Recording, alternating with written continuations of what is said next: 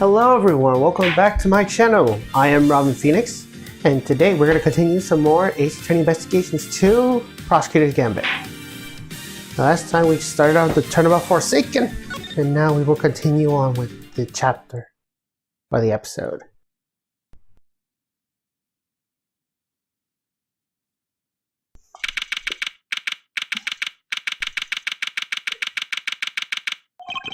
It's dark as a grave down here. Can't see a nose in front of my rosely handsome face. Watch your step, Emma. Ouch! I hit my head on something. Make your way down slowly, Kay. I don't want you to slip. Yes, Mr. Edgeworth. There's gotta be a light switch here somewhere. Ah, bingo! This is... So the hidden 51st floor is really being used as a storage room. We'll need to take a careful look over all these items.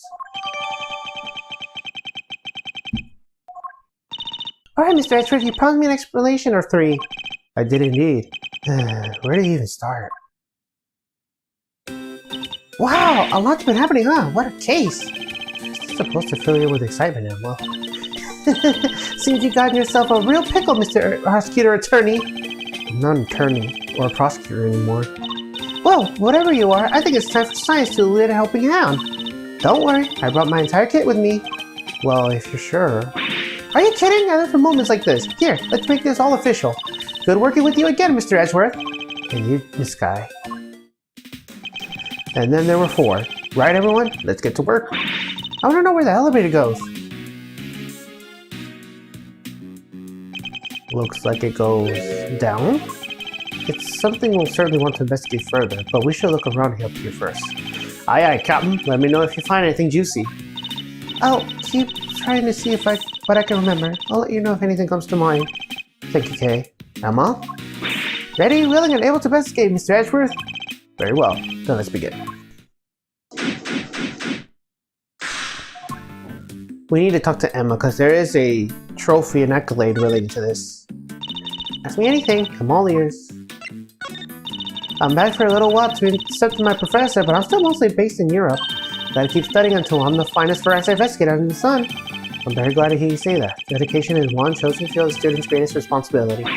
It sure is, but I just don't want to get hit academically. I'm trying hard sports too. Especially that one event that they have in school athletics meets. You know the one? There's quite a few to choose from. It's huge over there, and unlike here, it's considered a real hardcore sport for adults. That's right, I'm talking about glasses battles. Who hasn't heard of those, right? Me, never, not even once. Glasses battles. For listening to Emma talk to the storage room about how her studies abroad is going. Yep, that is. There's still one more. It's kind of creepy all these mess line up here in the dark. Not a fan of horror movies, I take it. No way, that stuff's so scientific. I think you mispronounced terrifying. You must scour the scene and inspect anything that catches my attention.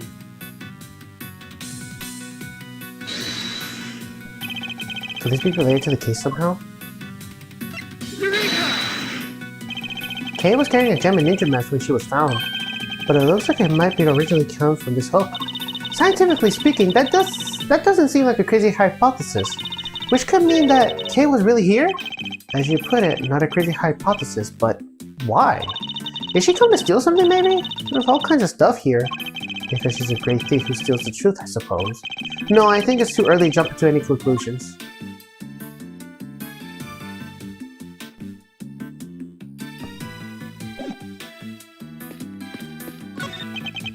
These are... What's the matter, Mr. Edgeworth?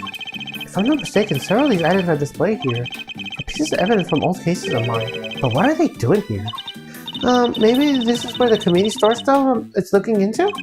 It can't be. Evidence like this is stored at the police department. They don't keep stuff in the prosecutor's office too? When the case is ongoing, yes, but once the last trial has finished up, it's supposed to go right back to the precinct, unless there's a very good reason for it to go elsewhere. And yet, here it all is. There's no point in trying to figure out the whys right now. I should take a closer look at it all. They all have labels. Labels with numbers printed on them. Exhibit numbers, maybe? You said they were all pieces of evidence, right? Yes, but judging how the numbers are written by the items itself, I guess these are prices. The prices? I would have never guessed that. Wait, but none of this stuff would be worth that much money, could it? The prices are very high indeed. It's no wonder she's surprised. I can examine all of these in detail. Oh, it's really cute. Look at this fluffy little guy. That's a stuffed animal we found at Gourd Lake. He should be in the possession of the prosecutor in charge of that case. So how did he wind up here? Oh, but look, he's missing his left horn. He is, but he never had it in the first place. At least, not as far as we ever saw. Defective merchandise, huh? Then we need to contact the manufacturer. I demand a recall. Now I come to think of it, why would anyone give a present a broken toy to begin with?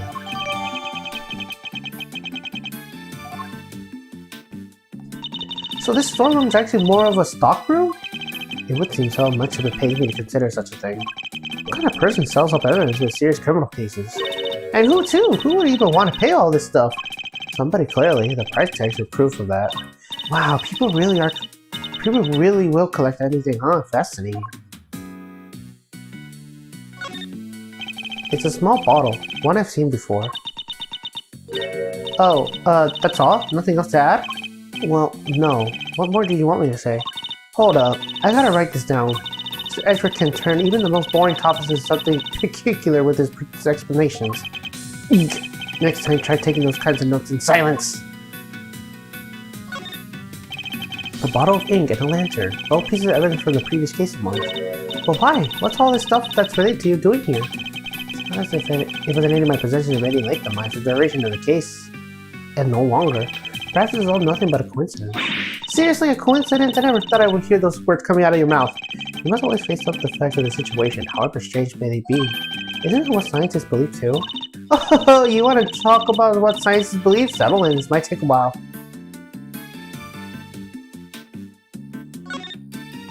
That's a cute little doll. It looks kind of like the Steel Samurai. It's actually the Iron Infant, son of the Steel Samurai and the Pink Princess. He was born butchered with the knowledge that he too will one day be called upon to fight for justice. I can imagine the pressure that must have been put him under, no more than more people can bear. Yes, he's young, but you can sense it nonetheless, a certain tragic refinement. Edgeworth! Mr. Edgeworth, are you even listening to me? Hmm? Oh, of course. That's odd. This is the only spot with nothing on it. But it's still one of those signs in front of it. Indeed, and look, there's an outline of the dust on top of the clock. I think something was probably sitting here until quite recently, don't you? You know what? I think you might be right. But, I'm trying to imagine what. Well, I might have an idea. A star-shaded outline. Don't we have a piece of evidence that might as well be connected?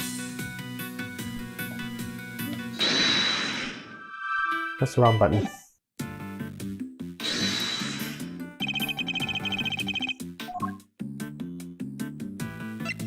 Ah. The outline of the dust matches the bottom of the Turnabout exactly. I say there's a very strong chance that this is where the murderer took it from.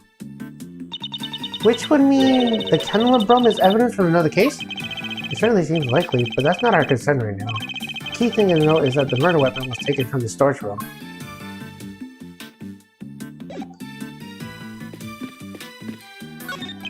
The statue. What is it? Got some new data for me? Not exactly, it's just something from a case I worked on, a piece of evidence. I believe it's called the Alfred statue. And there were two of them, a real one and a fake. Whichever one this is, it shouldn't be here at all places. In all cases, huh? Guess you have worked on a bunch of different...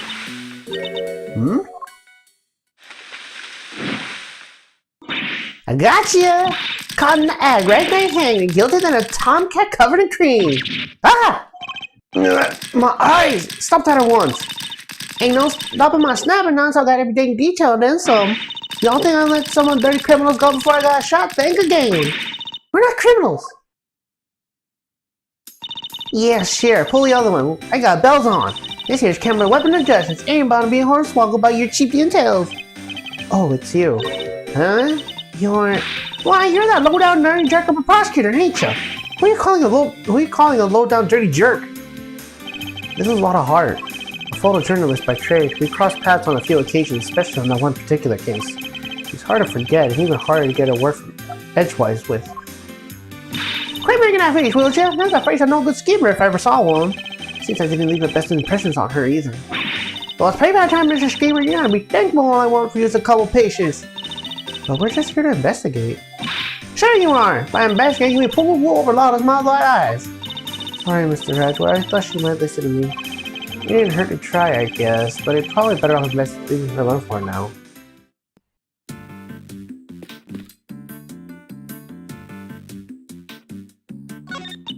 You said the statue was a piece of evidence from an old case of yours, right? It's pretty weird looking, I have to say. It's known as an Alfred statue. A what? An Alfred statue.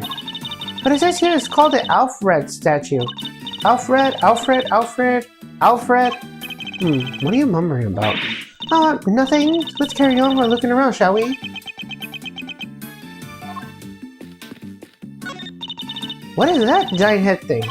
It's the head of a great Mrs. Monkey. I remember that case well. But how did they even get it up here? Huh? Mrs. Monkey? That doesn't sound right.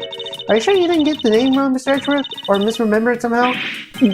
Don't be ridiculous. As if I ever make such a mistake. Piles of banknotes just left out all to see. A little tasteless, wouldn't you say? No way, these are whole $100 bills. It's a fortune right there. How many years would it take for you to make that kind of money, Mr. Edgeworth? Please, Emma. I don't even want to think about it.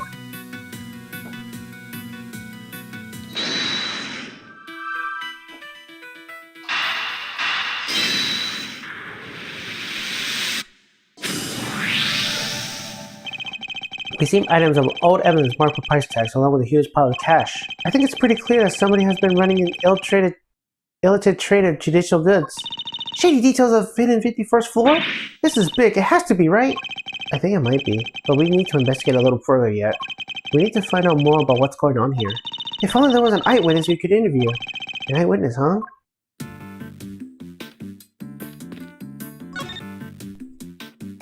Why exactly are you here, Miss Hart?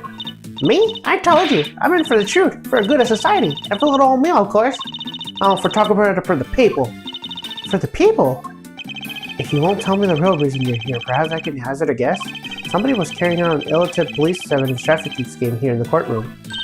Oh, so she's up with the juicy story. Makes sense. What? How do y'all figure that out? Guess it means I don't have to tiptoe around it anymore now.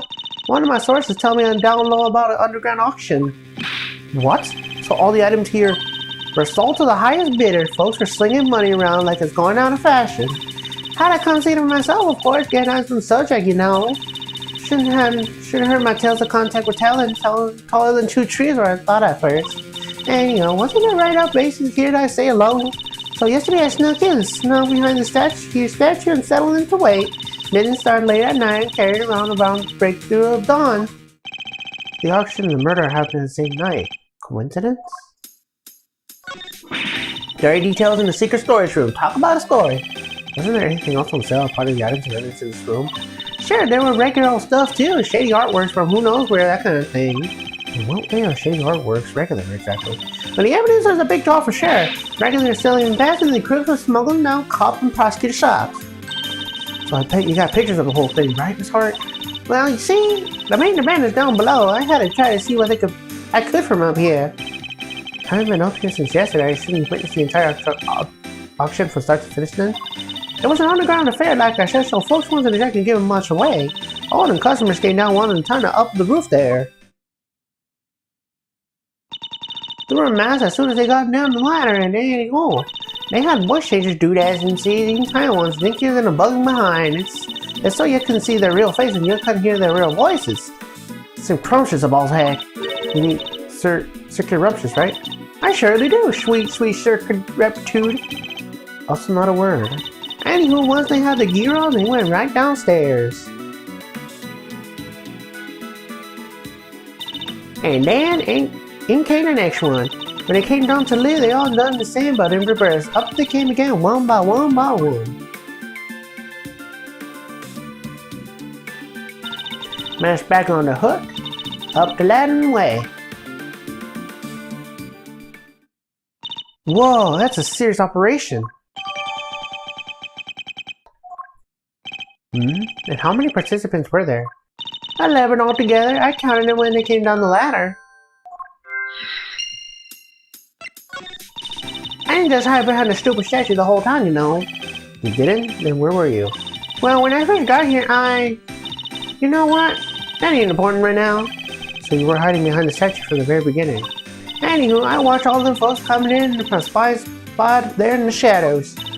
I see, so you were watching from behind the statue. Now you stand there elevator to get down below, and once they were all down there, I snuck up and took a peek of what's going on. You mean the elevator remained in the room beneath? Nah, they shouldn't back up, but there's a little peeky hole if you know where to look. However, don't quite sit flush on the floor, see? And when you bend it down and squint like that, you can see the whole shebang. You catch sight of who was in charge? Sure, I guess I did.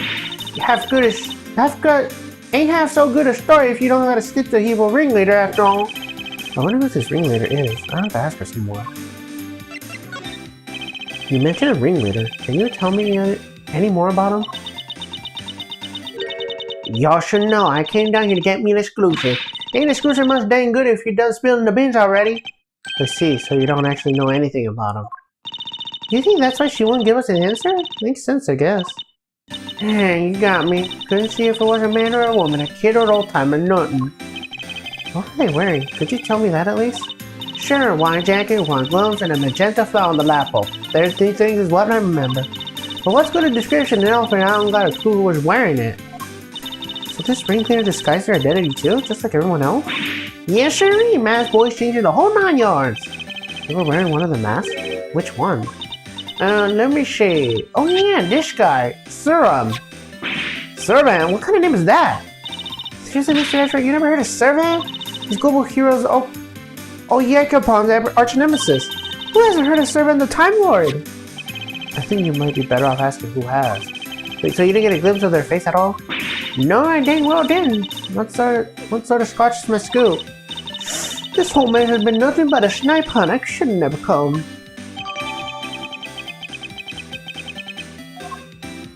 You know, somebody who has dressed like that. Maybe I should try showing him the evidence in his heart.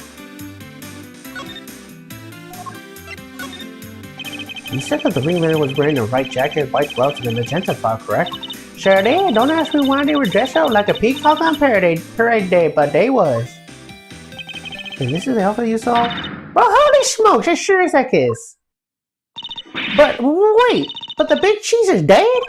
Oh, we know that she is the victim of the case we're investigating.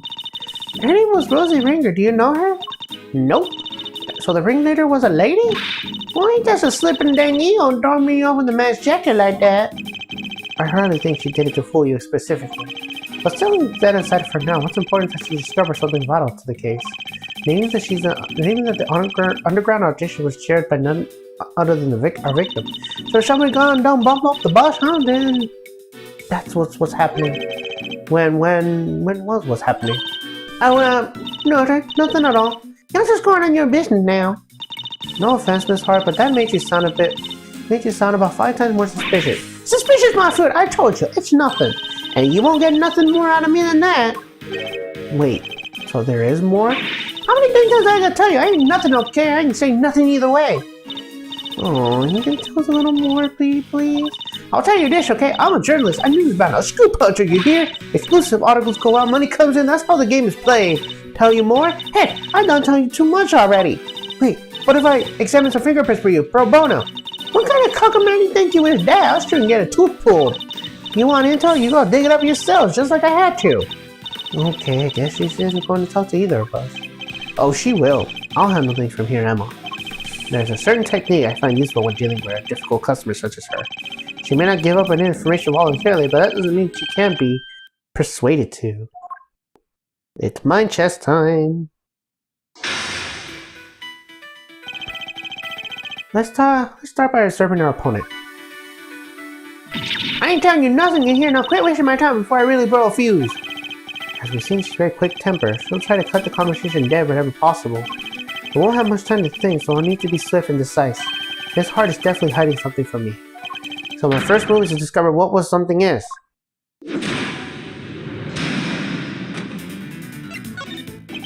I can tell you're a little agitated, Miss Hart. Let's just calm down and try to talk reasonable. I am calm, dang you. At least I will be as soon as you quit yanking my dang chain. That's better.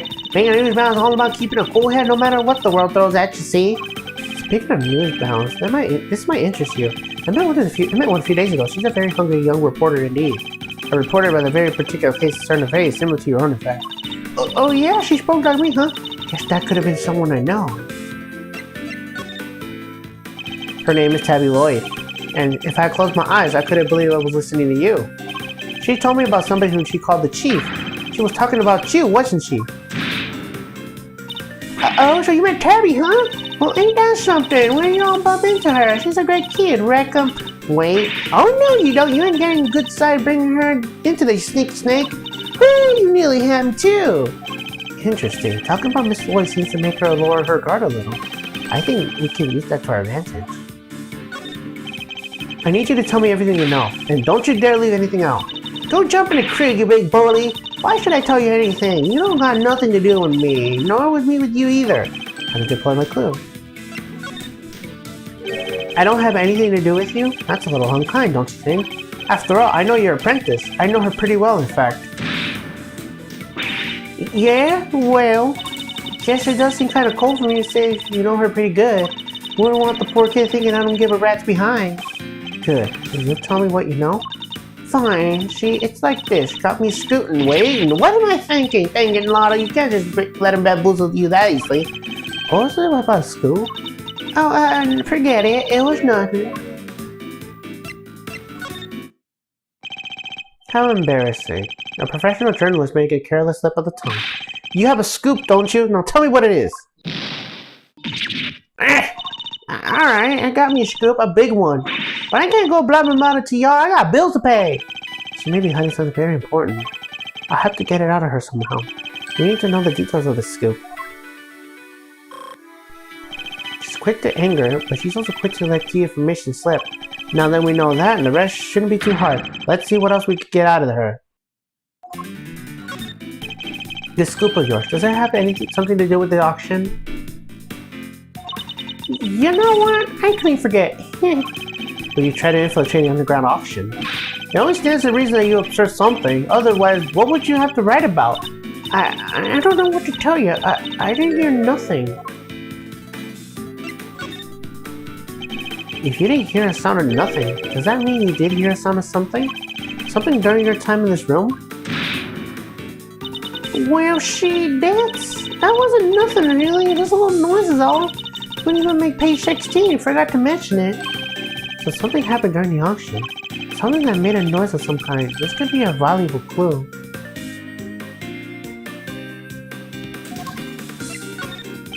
Your big scoop involves something criminal in nature, doesn't it? Meh. Might have been did, might have been didn't. Which is it? This is important. Alright. You don't gotta holler at me like that. I ain't done nothing shameful or nothing. Just snuck in here and do some undercover reporting. I'll be the judge of whatever your actions are shameful or not. An unlawful entry into property is very shameful indeed. In fact, it's a crime. Hey, you did the extraction, didn't genius? Oh, but I guess you're a prosecutor, huh? You're allowed to do stuff like that. Let's not mention the fact that I handed in my badge, shall we? Still, I don't know the hell beans and right. There's folks that didn't done way worse.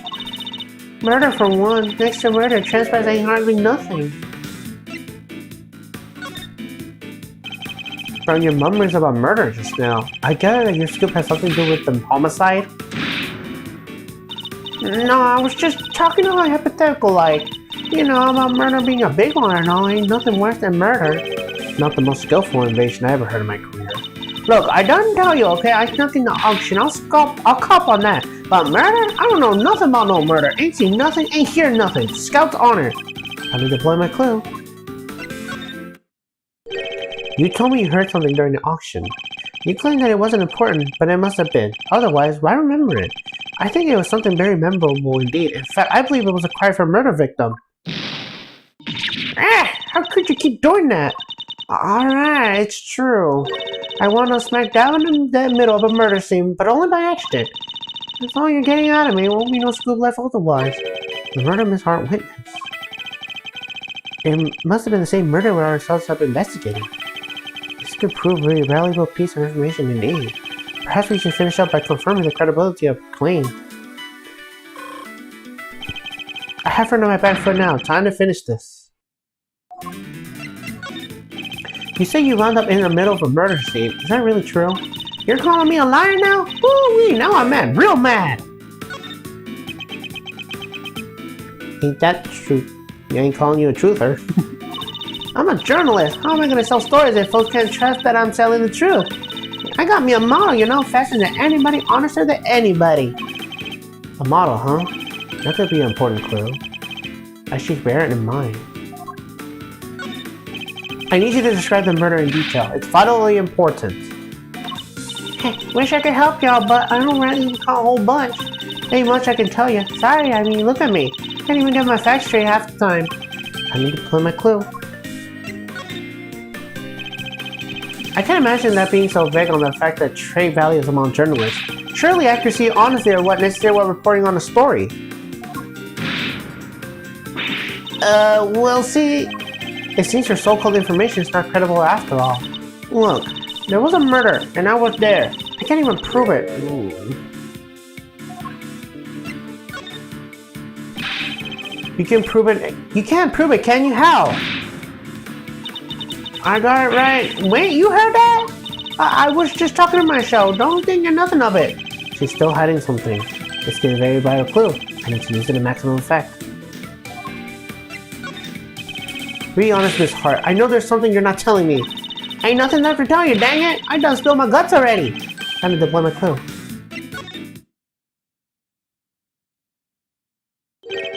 I know you've been keeping something from me.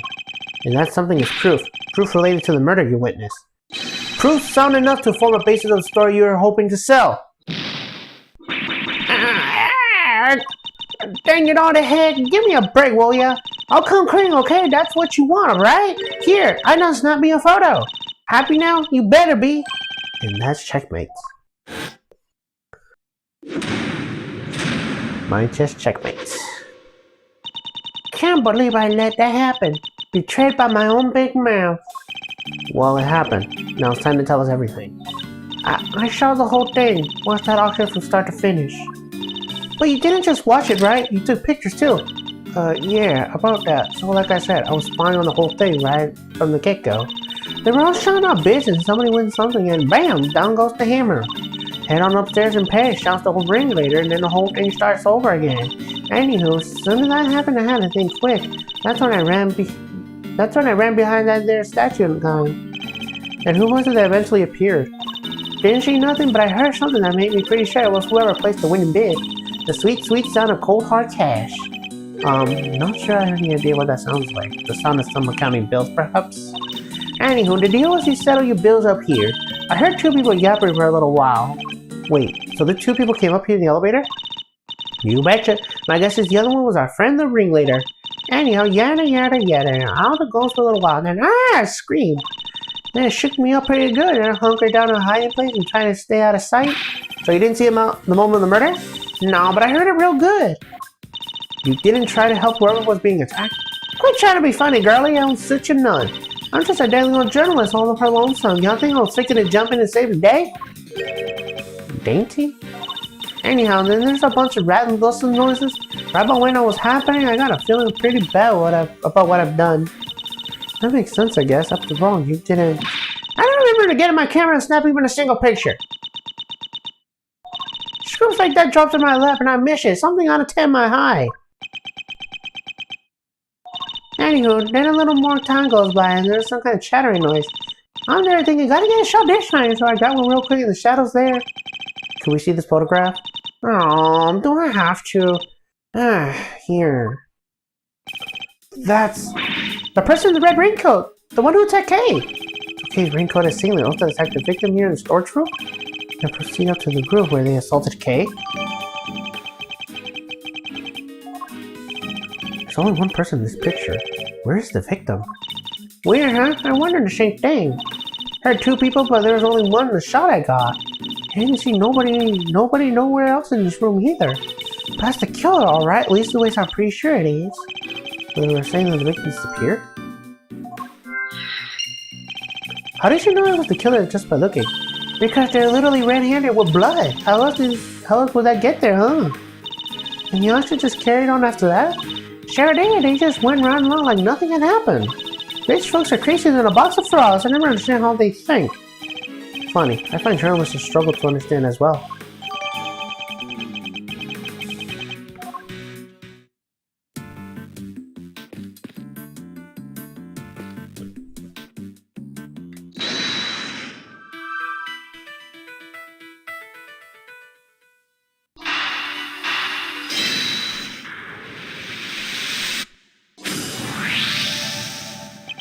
If the storage room was the actual scene of the crime, then you should expect the body to have been up here at some point as well.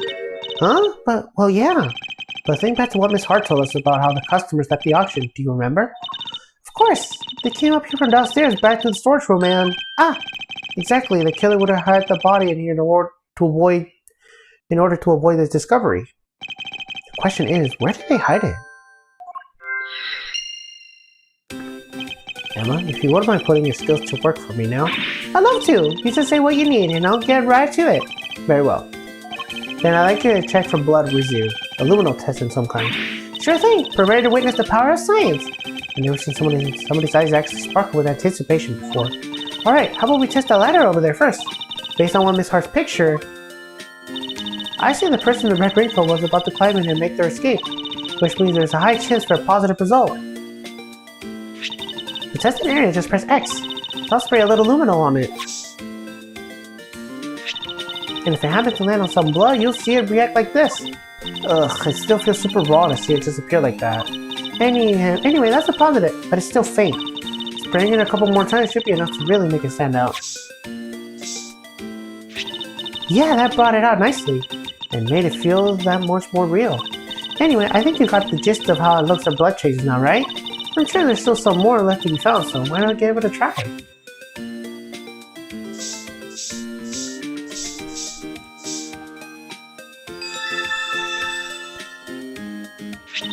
And that's how it's done! Take a good look around and see if you can find some other places to test with the luminoid. You want to test it there?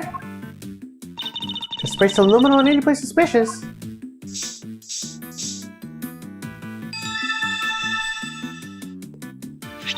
Mr. Edgeworth! Blood! But how could that have gotten there? Maybe somebody put something with blood on it in there. There's still places we haven't tested yet. Let's see what else we can find. You want to test there? Spray some luminol on any place suspicious.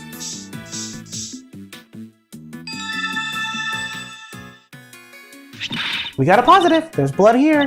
But how come? Probably because this is where the murder was actually committed, I say.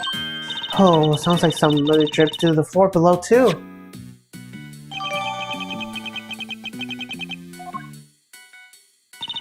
I think that's all the blood tests to be there to be found. Alright, and that concludes the phase of our investigation.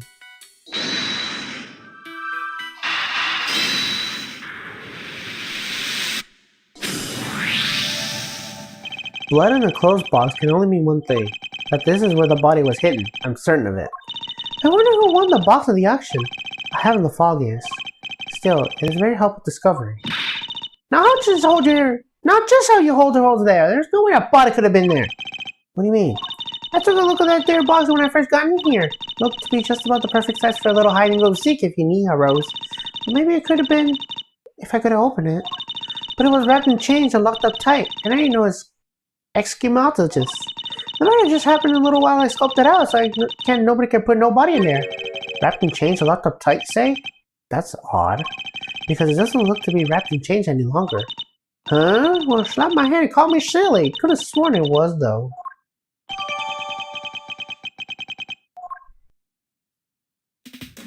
I think we're examining all we can now. Great! Time to see what's waiting down below. Shaking the leg already, are we, Miles? Okie dokie. Hey, K-Meister! Yes, Mr. Fender? We're about ready to move out, so I want you to stick with me, okay? And have you getting lost. Of course, I'll be sure to stay close. Why did those two start getting along so well? Alright, we finished the investigation.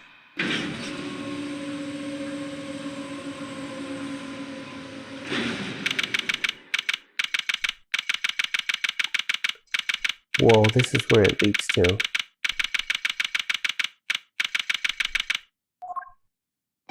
Whoa. Mr. Edgeworth!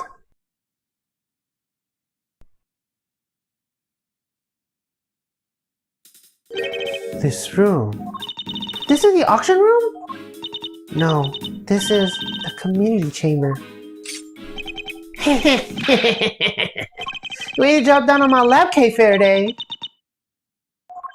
You got real guts, I give you that. Arrest her, man! Arrest her right now! Wait, but she's... As for the rest of the riffraff, throw them out on the streets where they belong. You can't do this! This is going way overboard! Yeah, what she said. Miles, this isn't looking good, I gotta say. See how the lightning making just shines on me? Yeah! Yowie! What did I do? You have to forgive me. I meant to hit the subject Cataly ex-prosecutor. You weren't aiming for him, you were aiming straight for me. Something keeps getting in my way. Something... Yeah! Right there, Francesca. So, what are you doing here, Mr. Ex-Prosecutor? I still believe Kay is to be innocent. And we're supposed to care what you believe? You no longer have the right for an opinion. I am Francisca Vargama, and I have no intention of stopping here and now. But you chose to stop by giving up your badge, so your game's already come to an end. My badge was an obstacle proceeding along the road I've chosen.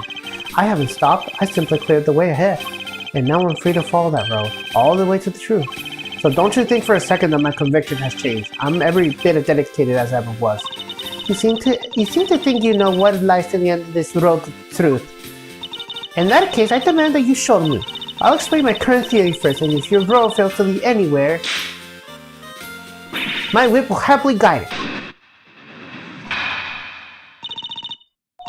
The victim used the key card and entered the chamber with her killer. She was then stabbed with a candle brought by the culprit and subsequently died as a result. We know the identity of the murderer thanks to the letter she exchanged with the victim, and we know the location of the murder is here in the community trial chamber. The blood on the floor in this room proves my theory. Game, set, and match Miles Edgeworth, QED. She seems pretty confident, huh? She doesn't lack the courage of her convictions, that's for certain. And I gotta say, I can dig that vibe. I could even give her a no hard feelings. Pathetic. Well, Miles Edgeworth, do you think you can bring my case crashing down into my ears? Then if you really found the road of truth, perhaps you'd be so kind to point me towards it. I'll be very happy to. Settle in, Francesca. I'm about to pave the road with considerable evidence.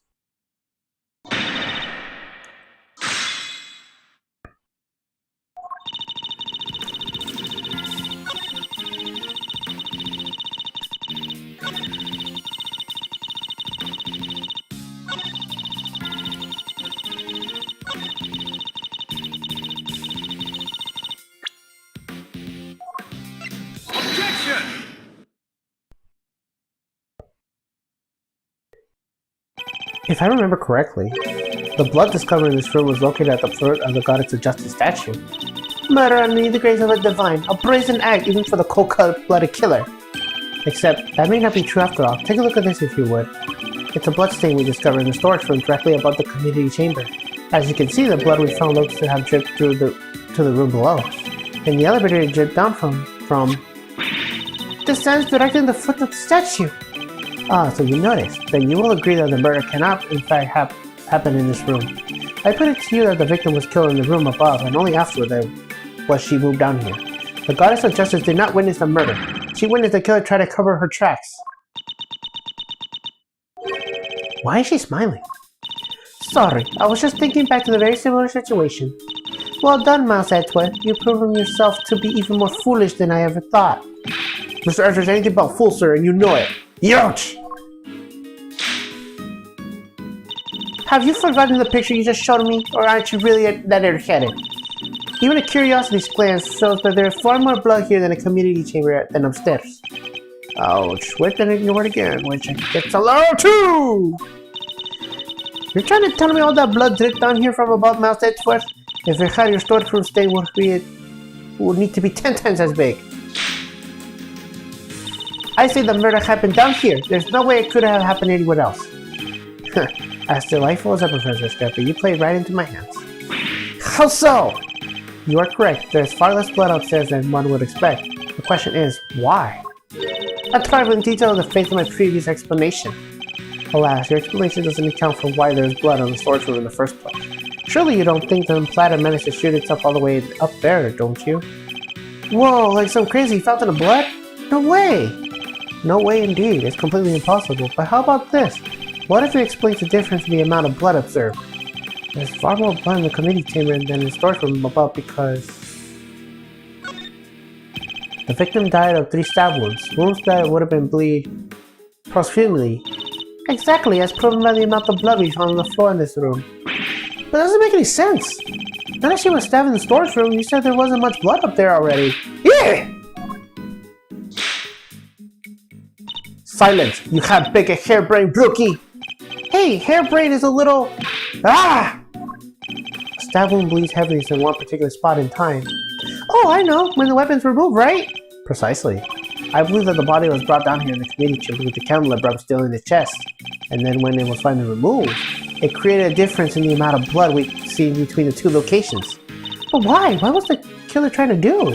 I imagine they were trying to give an impression the murder happened down here. As we know, Miss Ringer's key card was used late last night. Judging by the time listening to the record, I hazard a guess to say it was used by the killer. And when they entered the room to create the elaborate setup... But why would they have needed to do all this in the first place? Perhaps they were because the person in the face to hide would fear the storage would be found in the investigation? If they were involved in the underground auction, they couldn't afford to have their dirty secret exposed.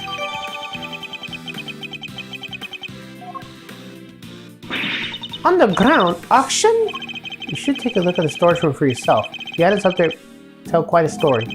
One that should more than explain what's going on here last night. It's almost endearing, Miles Edgeworth. How desperately you want to protect your friend. There's something just beneath the surface of this case, something bigger than all of us.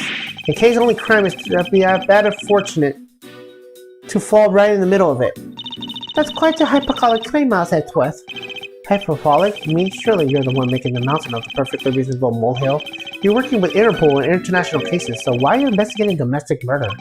I'll tell you why, because this case has something to do with the smuggling ring you've been chasing. You followed the trail of the items being smuggled by the ring and wound up here. Tell me I'm wrong. Tell me that this something I sense isn't related to any of this.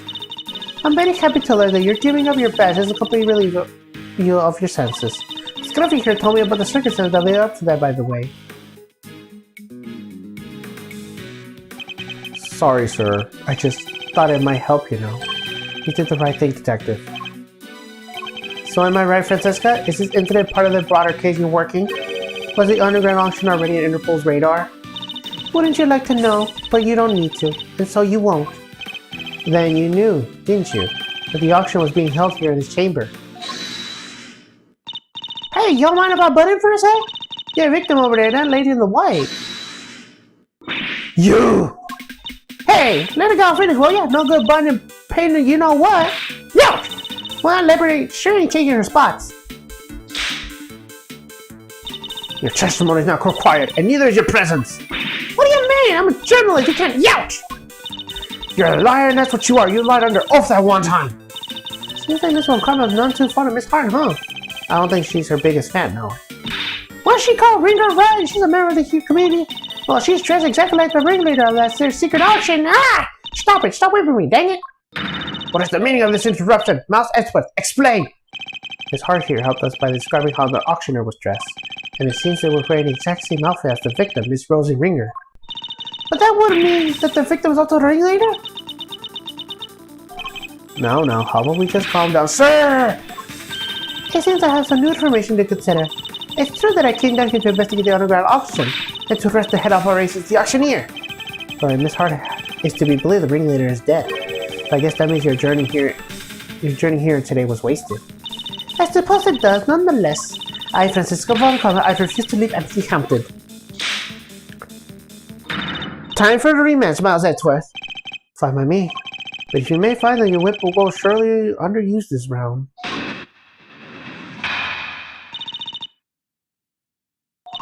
Fine, I accept your little explanation. That would make the storage room the actual scene of the crime. Yes? In which case, the murderer is someone connected to the auction. And as the photographer is to be believed, the victim was an auctioneer and the culprit was an attendee. The killer lay in wait as the victim's storage room where the exchange of illicit goods to take place. Then they stabbed the victim's chest with a piece of merchandise, the candelabrum.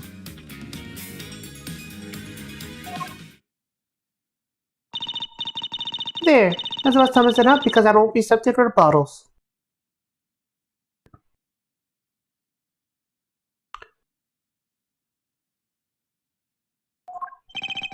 I'm afraid you might have to. There's a serious hole in your testimony. There is? I didn't spot any. Good thing you're the one in charge here, Mr. Edgeworth. Alrighty then, time to fight back. You have to win this for us. And I will. Time to take Francisca's testimony to task.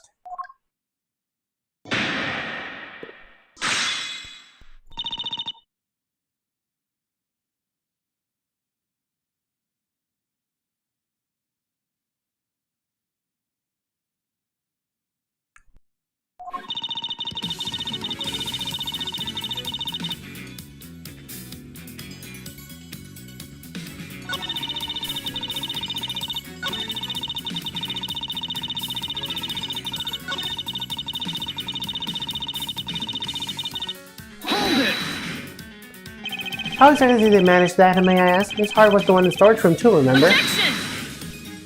Yes, hiding someplace. And if you've seen the storage room yourself, you know that there's plenty of other places to hide too. So you're saying that the killer was hiding out of sight while they awaited the victim's arrival? I believe they have reason to assume that the murder took place after the auction had concluded. After all, the victim was an auctioneer herself. She would surely have needed to be present throughout the proceedings. You think she happened afterward? Would you mind adding that statement to your testimony, Francesca? I believe we can reasonably assume that the murder took place after the auction had concluded.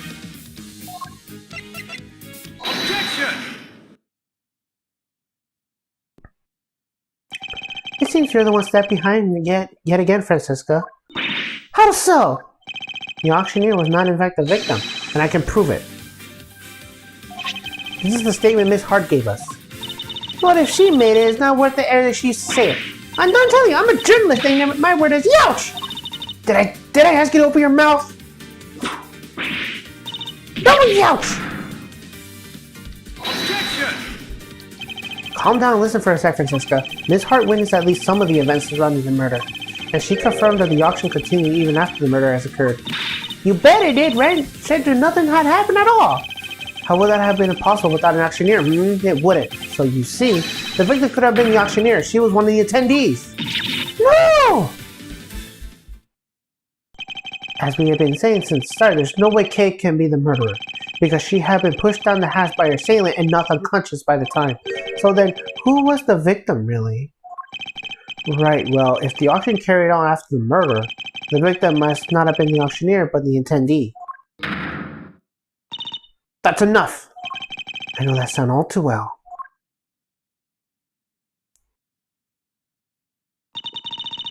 Order in the courtroom. All rise for the chairman. Oh, there's no need for all that pomp and circumstances, Verity. Please, everyone, feel free to call me Celsius. Yes, that'll do nicely. Alright, Celsius, what are you doing here? Oh, I just stopped by to see how my boneheaded boys was getting along. They say there are all sorts of families, but I'm not sure these two are what they meant. I thought I might need to light up the fire under this investigation, but it seems not. The suspect everyone's searching high and low is for right back here where it started. Men, detain the suspect immediately! Wait, Miss Faraday is innocent. Shut your meddling mouth! You're becoming something of a problem, Miles, my boy. I thought I told you.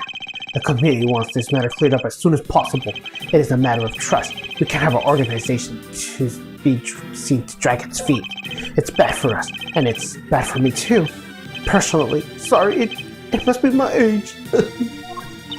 Your lawful investigation ends here, and it will not be permitted to resume. In case you have forgotten, you are no longer a prosecutor. You have no authority here.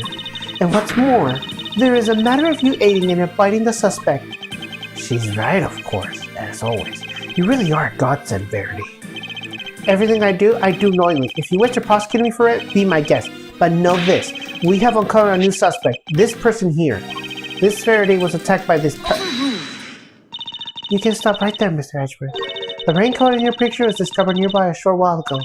The victim's blood was found in the hood, along with some cherry blossom petals. Cherry blossom petals? Like the ones on the roof? Yes, they were struck on the edges of the bloodstains, probably due to the blood being fresh at the time. The results came back already, my boy, so there's no mistaking it. The person in your picture is the victim, Miss Rosa Gringer. What? No! This completely undermines my entire case! All our assumptions were based on the person in the red raincoat being a killer.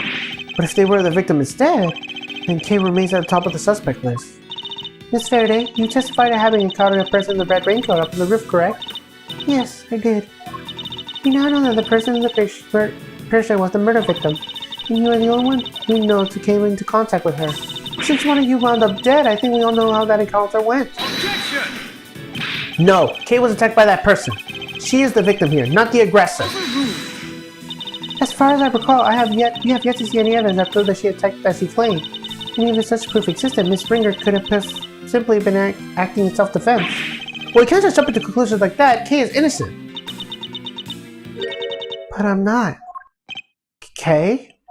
I'm not innocent. I don't want to believe it, but I remembered something. Hearing about a raincoat brought it back.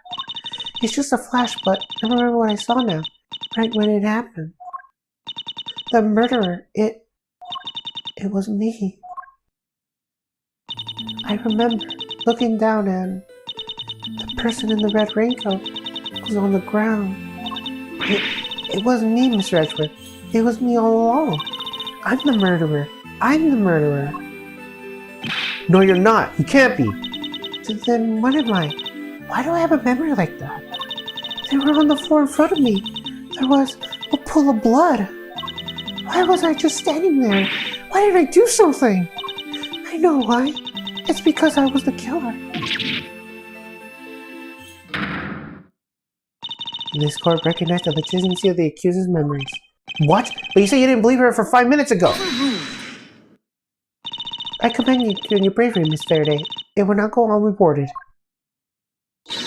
Praise be to Goddess of Justice for her many blessings. Objection! As an official representative in Interpol, I hereby request that the suspect be... We don't have time for this. We must arrest Kay Faraday this instant. How dare you take that tone with me? This is a gross unreached authority. I demand you give us more time to investigate. You say my investigation is unlawful? Where could it be more lawful than this? Unfortunately, you will no longer speak of the law. Indeed you don't, but I do. And while I can't help you be moved by your dedication of your friend, I have to agree with Verity. Speaking of the law, it seems there is one other we must arrest. Oh yes, I almost forgot. Miles.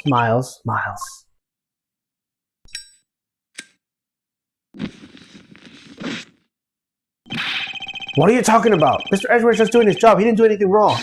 He wasn't doing squats! By which I mean to say, unfortunately, Miles is no longer serving in any kind of official capacity. You went too far this time, Mr. Edgeworth. You conducted an unlawful investigation. Worse, you aided and abetted a flight of the suspect. You are no longer even an ex-prosecutor. You're a criminal, nothing more. Ugh. Oh, that reminds me. There was supposed to be a hearing today, wasn't there? Concerning your conduct. I'll make sure it's officially rescheduled for tomorrow. Although, I fear I already know the outcome. Look at this as an opportunity to reflect on your actions, Miles. A chance to really think long and hard. This court is adjourned. Oh boy, that was rough.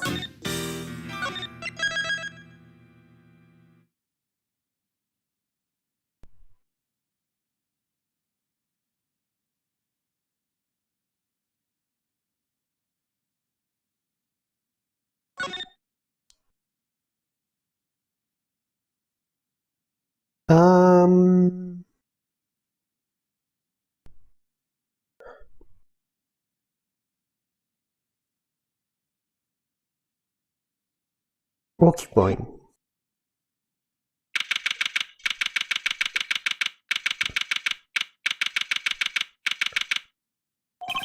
Never thought I'd spend another night in here again. And they stripped me of all my evidence I was so painfully gathered. Even if they let me keep Kei's Yagurasu pin, I can't help but worry about her. I better be treating her well. The murderer! It was me. I remember looking down and the person in the red raincoat was on the ground. It was me, Mr. Edgeworth. It was me all along. I'm the murderer. I'm the murderer.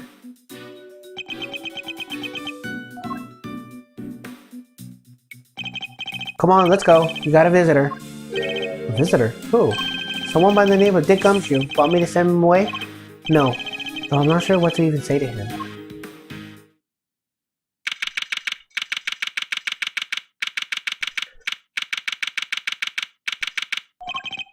Wait there. They're leaving me unsupervised? Forgive the intrusion. Judge Cavell! Please, Mr. Edgeworth. Take a seat. What are you doing here? I was told it was Detective Gumshoe. I imagine you wouldn't come if I knew it was me. What could she possibly want from me now? I suppose I'd better find out. You may not be aware of this, but you are only permitted to meet with specially approved visitors. So I'm being treated as a dangerous criminal, am I? I suppose my reputation is rather plummeted. It has indeed, for you of course, and your friends. That attorney and the other girl were raising quite a fuss earlier. Fender and Emma. I saw them launch some extremely heated words at one of the guards. No, you didn't! You may thank the goddess of the regard, for even she's too busy to deal with each and every infraction. They will not be punished for their bad behavior. Did you come here just to chit-chat with me? You must have a lot of time in your hands. Oh, speaking of which, Miss Von Karma's continuing investigation where you left off. I just thought you would like to know. I figured you would be worried about how they were doing all along. I hate to admit it, but she read me like a book. Let's cut to the chase, Your Honor. Why are you really here? I'm here simply to talk, nothing more. There's something I wish to know about you. Me? Yes, who else? Objectively speaking, you are highly intelligent and quite witty, and a born prosecutor at that. Please, Judge Cavell, your sarcastic praise is but salt to my wounds. But you seriously mean every word, Edgeworth, and it's why I fail to understand you. Take this latest case, for example. You were up against the very committee yourself. You had no hope of succeeding. Even a child would have seen that. And yet... I don't imagine old me would have ever been so reckless. The old me had power, and because of that, I thought that justice was always on my side. Just as you and the committee believe now. But a certain person changed my mind. He made me reckon my selfish and skewed sense of justice. And once the scales had fallen upon my eyes, I began to look at people differently. I saw that I was able to be an effective prosecutor thanks to the efforts of those around me. Detective Gumshoe, the many investigative officers of the force, and even Kei. It changed me. The degree to which it changed me still surprises me to this day. I see. Thank you. I feel that perhaps I understand you a little better now. You? Understand me? I highly doubt that. Someone who is too focused on flourishing the idea of justice until others can possibly see what I see. Is that so? Is that what you truly believe? I will say one thing. This has been a very interesting conversation. That is all. Before I go, there is one remaining factor. I was asked to inform you that the date of your hearing has been confirmed. It will be held today in the trial chamber. The committee sends its warmest regards. If that is all you had to tell me, you could have just sent a message. And a trusted goddess words to another? That wouldn't do so. That wouldn't do now, wouldn't it? Until then, Mr. Edgeworth, I'll see you again very shortly.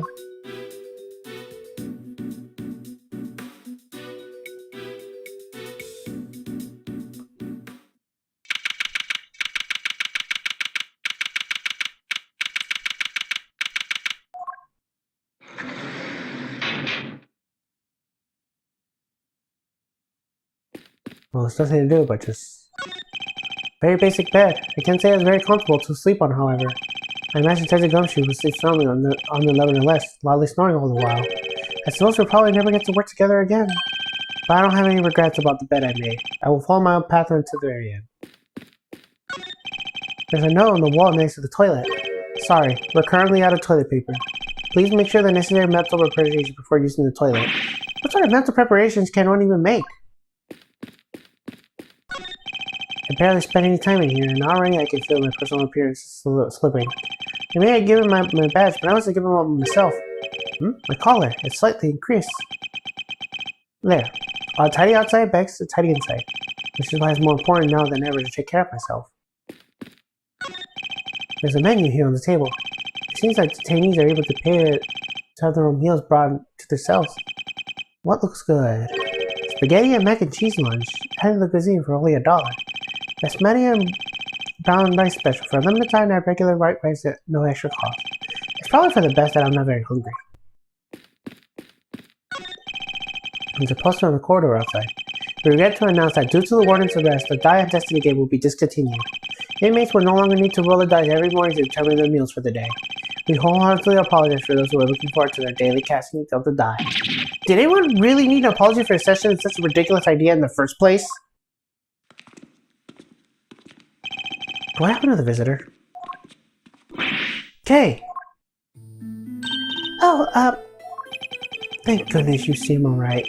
That's a load off my mind. Oh, such a heart-warming scheme. It's enough to make a grown man cry. But you're still not your usual cheery, you have to stay positive, Kay. You didn't do anything wrong. In fact, I guarantee you didn't. No, you have to let it go. I'm the murderer. I know that now. But you're not. Can't be. Why don't you have any faith in yourself? How can I, Mr. Edgeworth, when there is no me left to believe in? Not at all? You don't think that's true? Before you lost your memory, we spent quite a bit of time together. And I dare say you left quite an impression on me. So you see, there's still plenty of you left. That's why I believe in such your innocence, and that's why you should believe in yourself too. Thank you. But I can't. That would just cause more pain for us both. Please, you have to forget her. Forget that, Kay. She's gone. Kay, no! You remind me of my younger self, you know. So noble, so bold. This is a justice you and the committee stand for? Justice? I suppose you could call it that. What is he up to? Why is he going to such lengths to control everything? I can't shake the feeling that something is very wrong here. Is that some hidden agenda at play? This is no time for a second guess myself. If I'm going to find out what it is, it's out now or never. Well then, my boy, I suppose I should be... Wait! Why is the chairman so intent on seeing Kay charged with the murder? It doesn't make sense. There must be some rhyme or reason for this madness. Come on, Miles. I'm a busy, important man. I can't just be wasting my precious time talking to you. The only way out of this current predicament is to determine a winner. There's so much to ask, but so little time. Let's start by trying to find out why he rushed to have Kay arrested so quickly. I can't just let it happen. I'm getting answers. It's the last thing I do.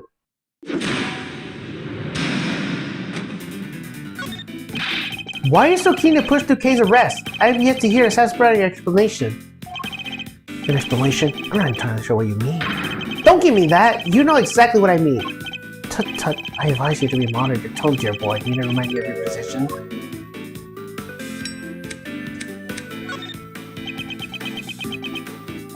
It's supposed we did let your friend go free. What then? What do you mean, what then? Think how it will look, my boy. And who would it have me to blame? Me, that's who. You're right to keep your mouth shut. That way you won't say anything foolish. Sorry, but I can't stay silent forever. Not while Kay's innocence is still in doubt. Ah, you're breaking my heart. Just look at this flood of tears. Spilling out. Please, just leave it alone, won't you? Things are coming along nicely until you really feared. Coming along nicely? That's a pretty strange way of putting it. It's almost as if you wanted Kay's arrest to happen. It certainly doesn't sound like a statement for an impartial representative of the law. You think so? Well, that wasn't my intention. Has it occurred to you that you might be just overthinking things a little? Chairman Winter certainly knows how to dodge a question, but it doesn't change the fact that serious doubts remain concerning Kay's arrest. Next, we need to press him on whether he really believes the investigation was sufficient.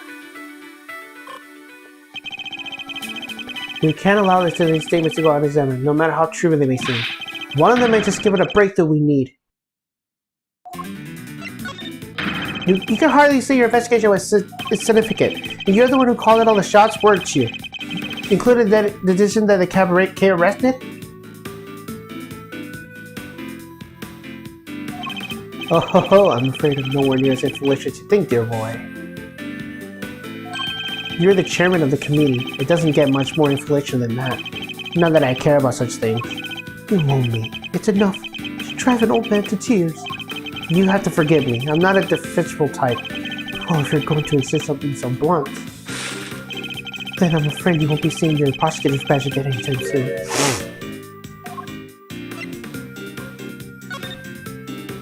Let me make something clear once and for all. That badge is a be-all, end-all for me. Far from it. I'm not concerned with titles or roles. Even you must understand that much.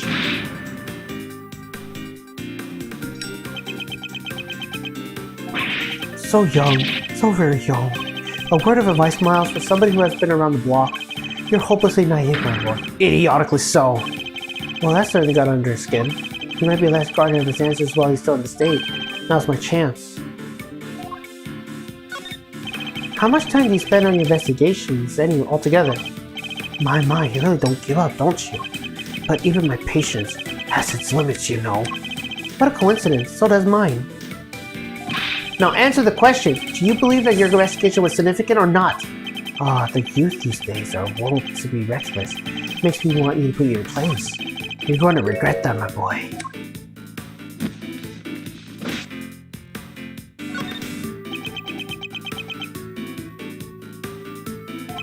Well, maybe you do know your place after all.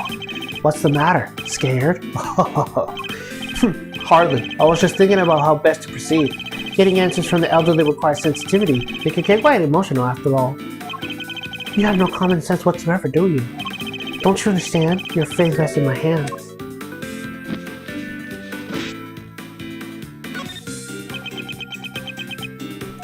Let's say you do manage to get some answers from me. There's nothing you could do with them, so why not give it up, dear boy? No. And why not? It's simple, because I'm not about to let the truth escape me. Interesting. I think I'm beginning to see what makes you tick. But what you're doing is pointless. Tragically and miserably pointless. Please, just give up. She's guilty. The decision has been made. Once again, your choice of words intrigues me. It's almost as if Gay's kill has already been determined from before her arrest. What are you trying to imply? I'm implying that things haven't gone the way they normally should. In fact, everything is proceeding as the case of rest of the end goal right from the very beginning. Well, Chairman Winner, was it? That's certainly a intriguing theory. But it's also a complete work of fiction, and I'm afraid I don't have time for such flights of fancy. I think it's time we brought this shabby little farce to an end, don't you? No, he's trying to make an escape! You must confront the legality of the case of arrest before he slips away. It's fate, but the truth is finally beginning to emerge, and I'm about to let this opportunity pass me by. Wait, we're not done yet. I'm tired of all this talking. So make it brief, will you?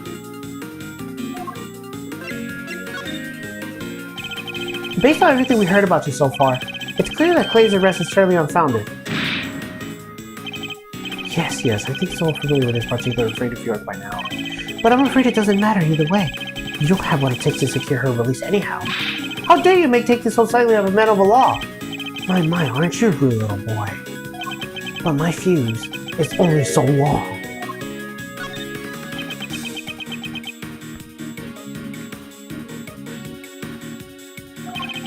Honestly speaking, I don't have the time to waste on every last question you have dreamed of. I have certain responsibility and attention, you know. I really am quite a busy man. Or are you just pretending to be busy? That's an awful thing to say to a fragile old man. I work harder than I should at my age. I ask you, my boy, what can you hope for to accomplish without putting up such a pretense? You obviously don't want to talk about the case anymore. That's why you're so keen on getting out of this conversation, isn't it? It's just so tragic. It really is. That you would suspect me of such things. It's not a suspicion, it's a certainty. There's no clear grounds on which to base case arrests from the start. No, my boy.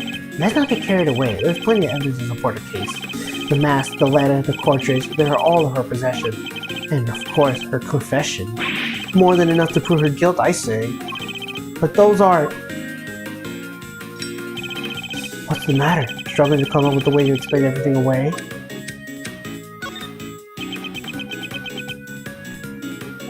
Well, there we have it. Your silence speaks volumes. It's true that I can't count your argument right now, but you did let something valuable slip. A suspiciously detailed knowledge of the evidence against Kay. He's rattled that off the list you knew inside out. I think that might prove to be a valuable clue.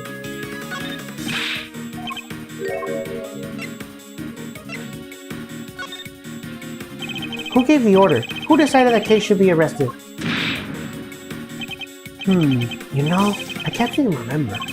Don't ever get old, Miles, my boy. It wrecks having no memory. Time to deploy my clue. I appreciate if you stopped playing the old man card. You remember the details of the evidence against Kay pretty clearly. Perhaps it's your memory that didn't fail you when you are convenient. They'll be more inclined to believe you. So let me ask you again, who gave the order to Kay's arrest? You're a sharp one, I'll give you that. My son could learn a thing or two from you. If he wasn't such an incurable numbskull, that is. It's a tragedy, really. I don't want to hear about your son. I want to know who authorized the arrest. You're very mean, you know that, don't you? The arrest, you say? I believe the order was given by... Come on, Chairman Winner. We both know it was you. Alright, you got me. You make it sound like it was somehow a bad thing, though. But I have the reputation to uphold, so I guess I better clear this little misunderstanding. I'll entertain your questions for a few more minutes. Let's see if it can put your mind at ease. The key thing to do now is to establish how intimately he knows the details of the case. I just have to ask the right questions. The end game is at hand. We're but a few moves away from the truth. You seem to know the quite some detail. I know lots of things, my boy. I'm just smarter than that. Too bad the same can't be said about the way you handled Kay's arrest.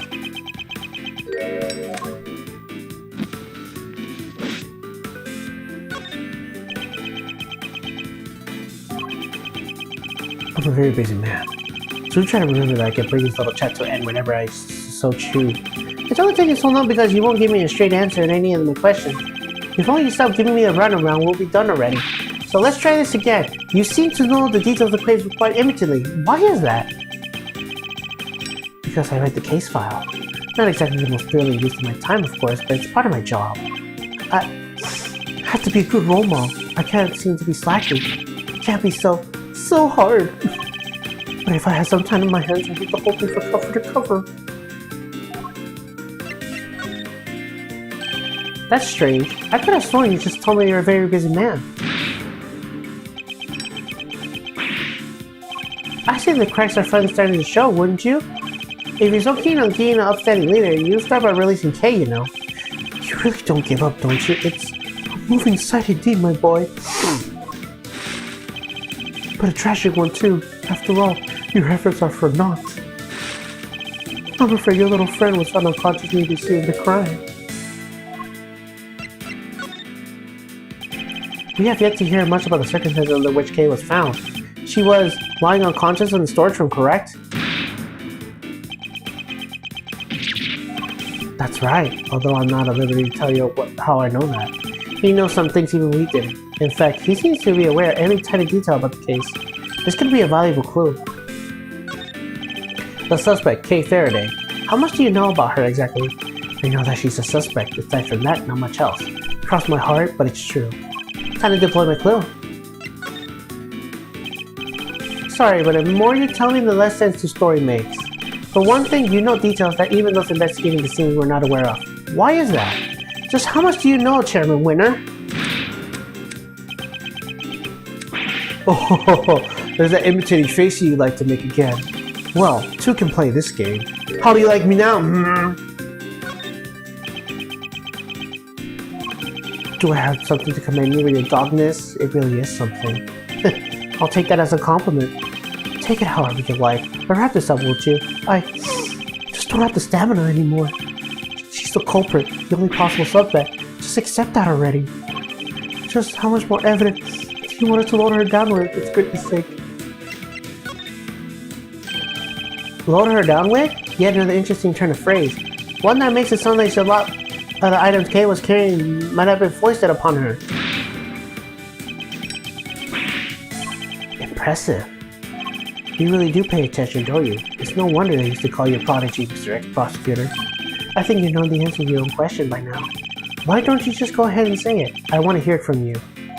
It's finally time to shed light on the truth. All that's left is to play one last move. Kay is innocent. No, my boy. That's just clumsy. Anyone can blow up a baseless assertion like that, even a disgraced superstar prosecutor. Time to deploy my clue.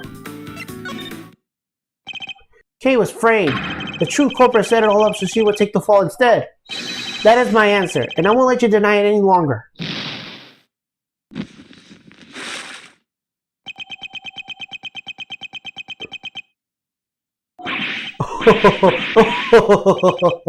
My, you really are a sharp one. It's a bit of a shame you chose to hand in your badge. I admit it, you're right on all accounts. And that's checkmate.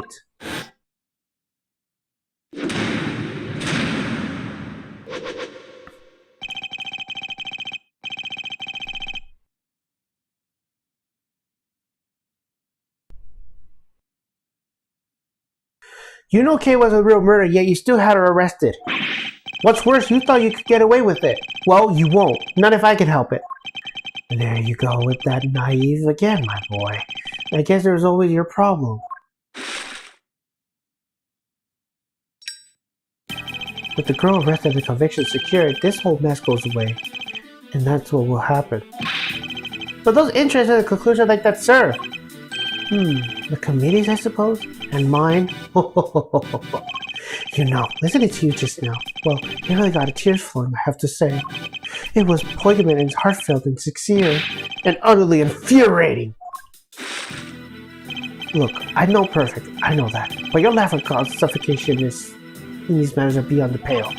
You insist that the truth is more important than anything else? But would you say the same if you knew the real value of the truth is? What are you trying to say? When you get to my level, you don't uncover the truth.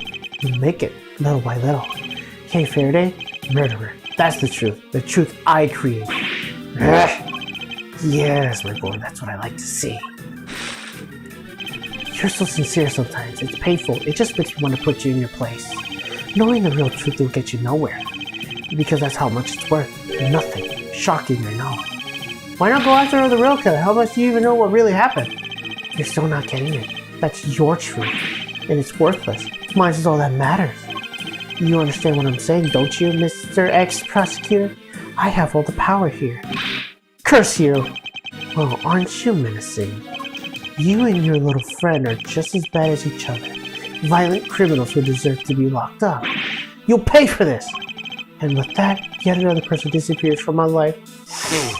Oh, it just makes me want to cry and cry and cry.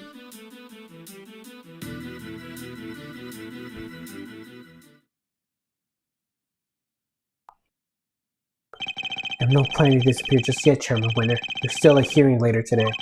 Just you wait. One way or another, I'll prove Kay's innocence to the world then.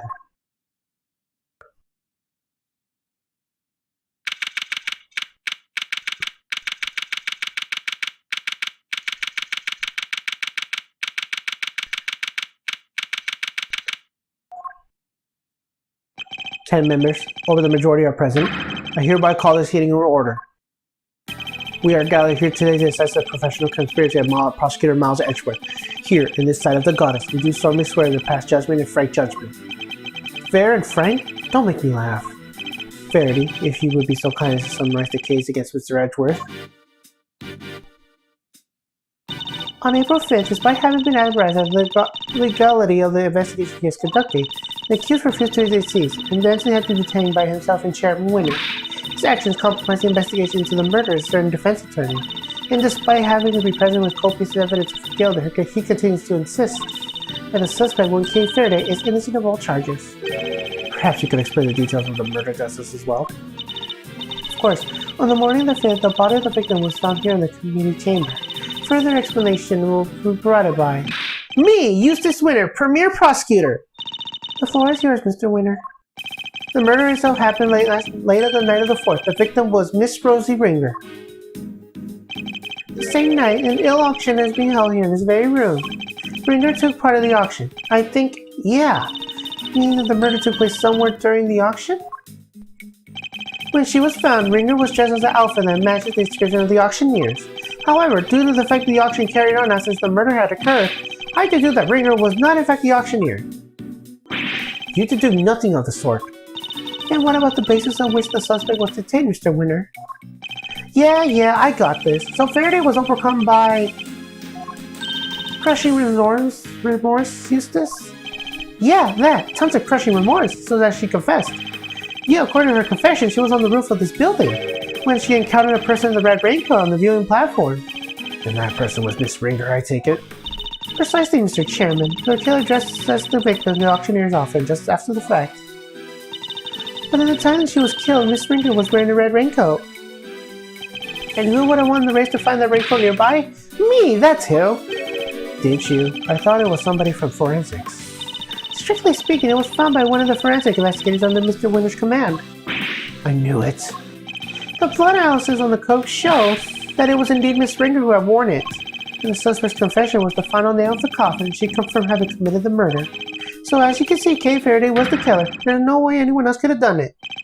Alright, Miles, I expect you have some objections. Let's get them out of the way, shall we? I have no objection, Chairman Winter. Well now, is that so? I thought it would be taking more than a single night to detention to break you. No objections in the matter of my unauthorized investigation, that is. For the man of Miss Faye's supposed guilt, I have plenty. I can personally attest to the fact that Mr. Winter's investigation was fair and impartial. Yeah, of course it was. When it comes to carefully conducted ops, I'm the winner every time. You know, Miles, it's within my power to offer you a plea deal, of course. If, and this is pure hypothetical, of course, you were to withdraw your objections, you might wake up tomorrow to find yourself a proud owner of the seat of this community. So I ask you again, do you have any objections, Mr. Edgeworth? If you think I can buy my silence, think again. You won't watch your mouth. Only if the chairman watches his. I didn't come here to talk about the committee seats, I came here to talk about the murder case. I demand a statement under oath, and I won't rest until I have one. I want to know exactly what the committee's view on this incident is. You want to put us on trial, my boy? Very well, if it makes you happy. Verity, please provide Mr. Edgeworth with the materials pertaining to the case. Really? But sir... This will be his last hurrah, so let's humor him with the send-off he desires. If you say so, Mr. Chairman. You have no objection to Verity representing the committee, I assume? None whatsoever. Well, Mr. Edgeworth. Don't worry, Kay. Everything will be fine. You'll see. Miss Ringer attended the auction as a potential buyer. The red raincoat is one of the items up for sale. So our assumption is that after winning and paying for it, she left the auction with her purchase. The only exit from the storage room was, of course, the hatch leading up into the roof. After she emerged from the viewing platform, that's when Miss Ringer was attacked by Miss Faraday. Shortly thereafter, her flame went out, and thus concluded the committee's view of the case. The raincoat was on the offer that night? Is that really true? We believe so, yes. You remember the failed assassination attempt on the president of St. I assume? The raincoat is a piece of evidence from that case. It should, of course, have remained safely under lock and key of the appropriate facility, but our acquaintance revealed that it did in fact go missing under mysterious circumstances, and wound up in the auction along with everything else. That makes sense, I suppose. Wonderful work, Verity, just wonderful. Crystal clear as ever. You flatter me, sir. Now, Mr. Edgeworth, perhaps you could save us all the time and simply admit defeat? I'll do no such thing, thank you very much. Very well. It's good to know that you still have some fight in you. It is? Why? Come to think of it, she said some strange things when she visited me this morning, too. What exactly is she up to?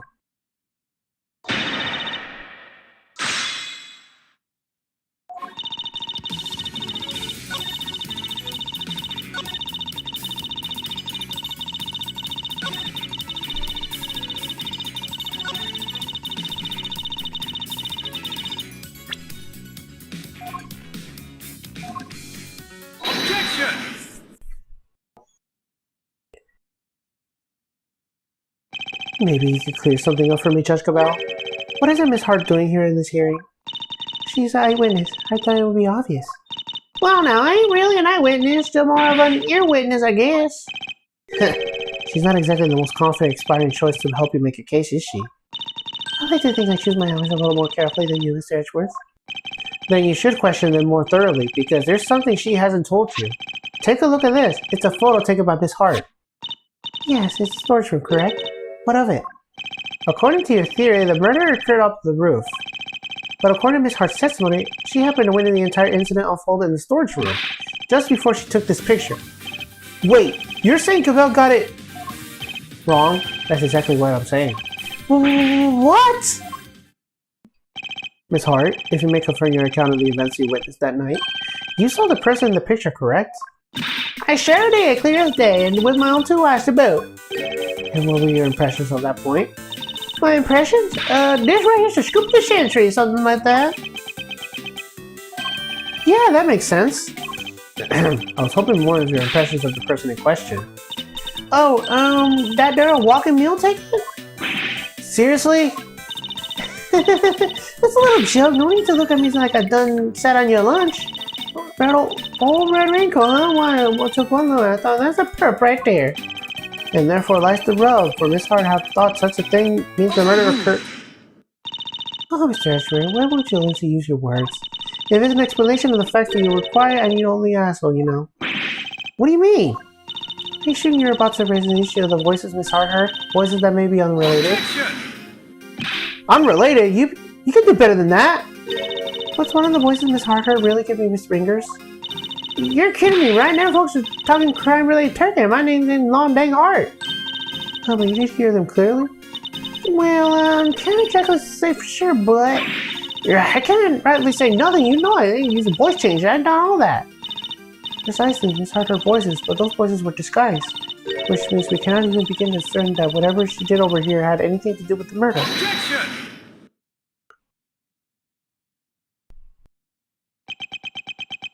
Huh. You don't need to yell objection in order to silence me, Mr. Edgeworth. It seems I overestimated you, Miss Judge Cavell. Nonsense. Verity's the best of us, my boy. The very best. And yet she believes that what Miss Hart heard might not have anything to do with the murder? Even supposing that that's the case, it doesn't prove the murder didn't happen in the storage room. The incident happened before the victim was able to go up to the roof. That much we can say for certain. And I can tell you why. This proves that the incident happened before the victim went up to the roof. Take that! We here should have figured out the person in the red raincoat was the culprit. Yes, because Miss Hart said so as much. Indeed, she told us about the blood she saw in the person's hand. And I doubt many people would have thought differently given her testimony. Ergo, if this person is the killer, then the blood we see would have been when they attacked the victim. But knowing what we know now, that this person is in fact the victim, it recontextualizes everything. The presence of the blood still shows that the picture was taken after the attack. But now it tells us something very important about the victim too. The picture tells us exactly how the victim... There's no doubt in my mind that the victim was attacked in the storage room. But here we have a photographic evidence of her standing upright and alive, albeit with a bloody hand. This can only mean that Miss Ringer survived the attack. The blood on her hand is from the wound she had sustained. What are you talking about? Who dies from a hand wound? The wound wasn't on her hand, Mr. Winter. I imagine she has used her hand to try to staunch the wound. That's right. While it's impossible for her to tell from this angle, the victim is already mortally wounded here. Well, that certainly would change things, wouldn't it? It very much would, not least by making it absurd the suggestion that Kay was the attacker. But the encounter with the victim happened after this picture has been taken. After the victim has already been attacked and was in critical condition. I put it to you that Kay witnessed what the victim finally succumbing to her wounds. That would be quite the coincidence. It's a textbook case of wrong place, wrong time, I say. You seem to be forgetting a rather important fact, Mr. Edgeworth. Well, that I'm pretending to not remember it. What? What fact am I forgetting? I think it's time to wrap things up, don't you, Verity? Put the boy out of his misery. Dad, Cavell works for me! Why do you keep giving her orders? That's my job! Oh, you really are a total utter embarrassment. I'm not! I hate to break it to you, but you both are. Go for it, Cavell. Put Edgeworth out of hers, out of his misery. As you wish.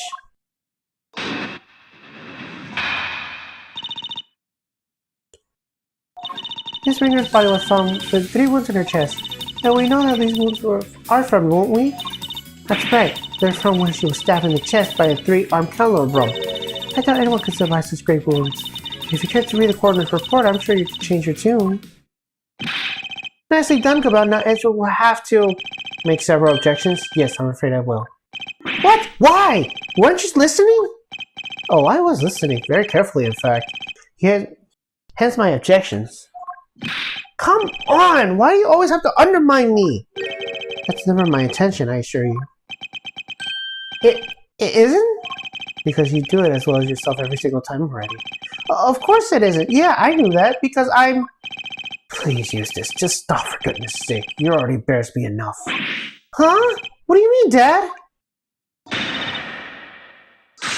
Poor Eustace.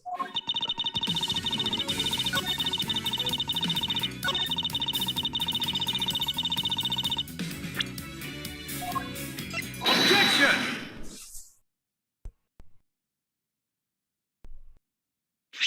Chairman Winter, you know what this is, of course. The red raincoat. That's right, isn't it, Verity? Yes, sir. The one Miss Ringer was wearing. I warned you, Mr. Escher, you will not be tanked for retreating old ground here. Well, I'm afraid I have to regardless. Now then, if you have to answer me this, Gambit. You told us that the victim's blood stains were found on his coat, but do you remember where they found? Of course, they were found on the hood and... No! What's the matter, Verity?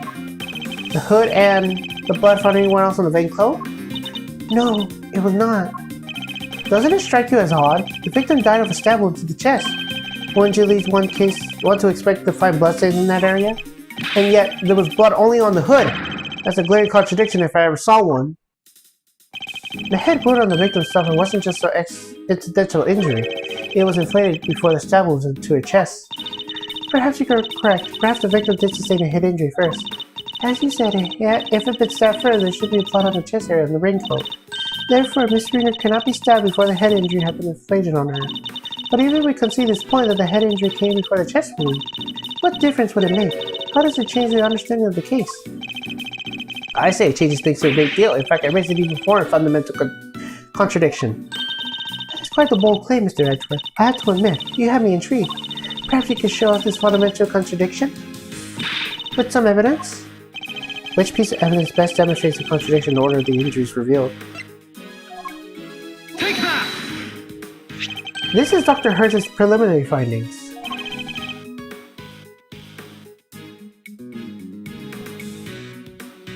According to which,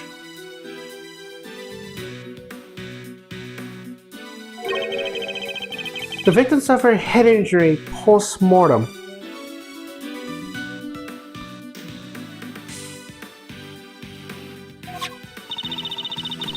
But the order suggests the bloodstains in the raincoat is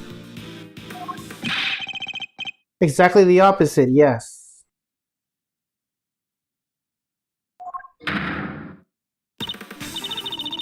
Bailiff, I hereby subpoenas Dr. Hilda Hurst to the coroner's chamber with all due haste. Until she testifies, this case cannot be brought to a close. Yes, Your Honor, I'll go fetch her at once. Unfortunately, Dr. Hurst is a very busy woman. I doubt she will be able to come immediately. In the meantime, there's another important angle we would like to explore. Frankly, something has been bothering out the person at the heart of the case. The so-called ringleader. Who exactly are they? Yeah, good point. We never looked into that, huh? Despite me having mentioned repeatedly in the hearing, we still don't even know the most basic steps to help us uncover their identity. Well, Mr. Edgeworth, do you have any thoughts on the matter? We've seen nothing that might serve to clear evidence of the auctioneer's identity as of yet. But there is one involved in the case that I can name. I suspect at the very least they might be able to point us in the right direction. And that's... Chairman Winter! I demand you testify what you need to know. What? Are you crazy? Why would you accuse my dad? You could cast doubt on the integrity of the chairman of the committee. Do you understand the implications of such an act? I don't care who or what he is. I'm talking about the truth here. And the man who seems dead on set on framing Kate at all costs.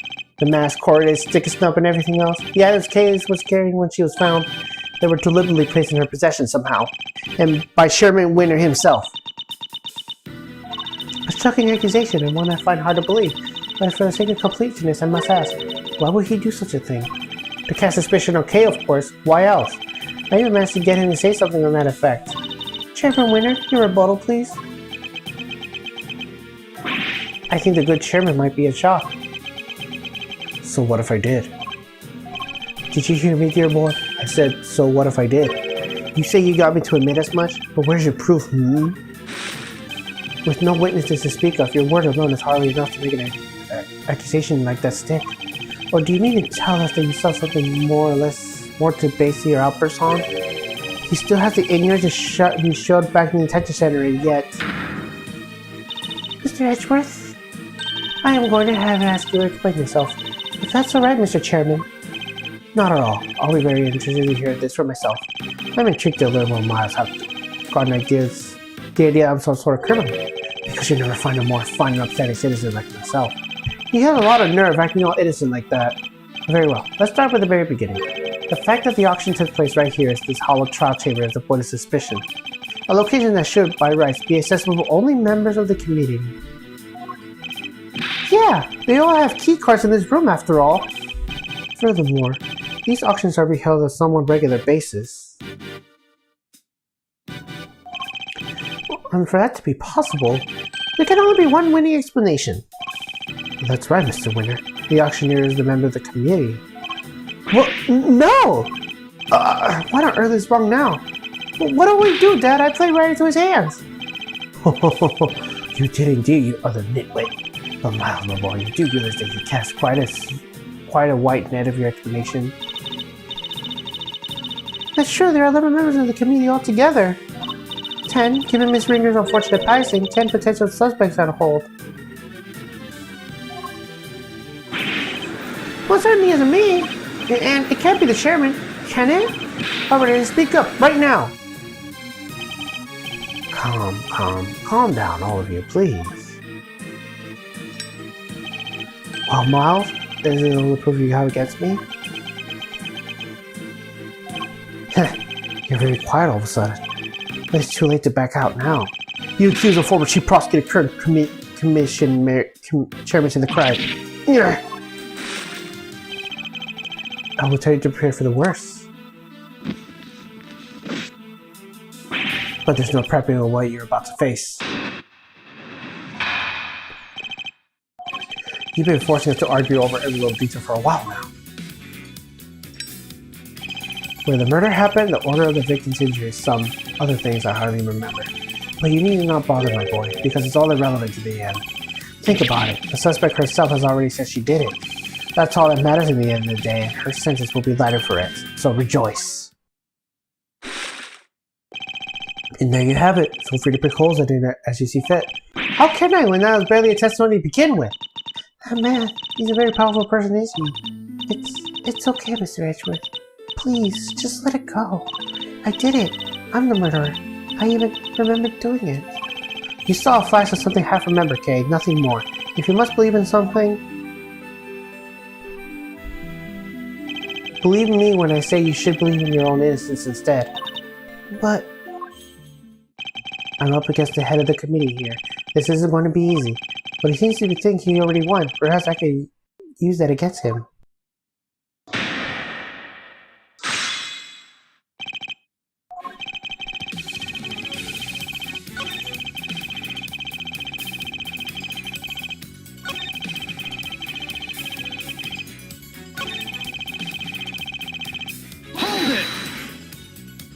Just because she confesses something doesn't make it the truth. Kay is suffering from amnesia, so any statement she makes should be taken at least grain of salt. Objection! Even so, it doesn't solve anything for us, doesn't it, dear boy? And it would be nonsensical to dismiss her confession outright. I'll tell you what, why don't we ask her one last time, though I'm sure she'll just say she did it again. Fine, let's do it. Let's ask her again. We'll see if she really believes herself to be the culprit. Huh? You mean me? Is this really what you want, Mr. Edgeworth? If it goes badly, it will significantly weaken your position. I know, and there's no other way. I only request that I'll be the one questioning her. You really know how to tug an old man's heartstrings, you know?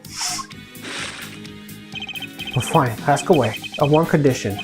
If this turns out to be a waste of time, that's it.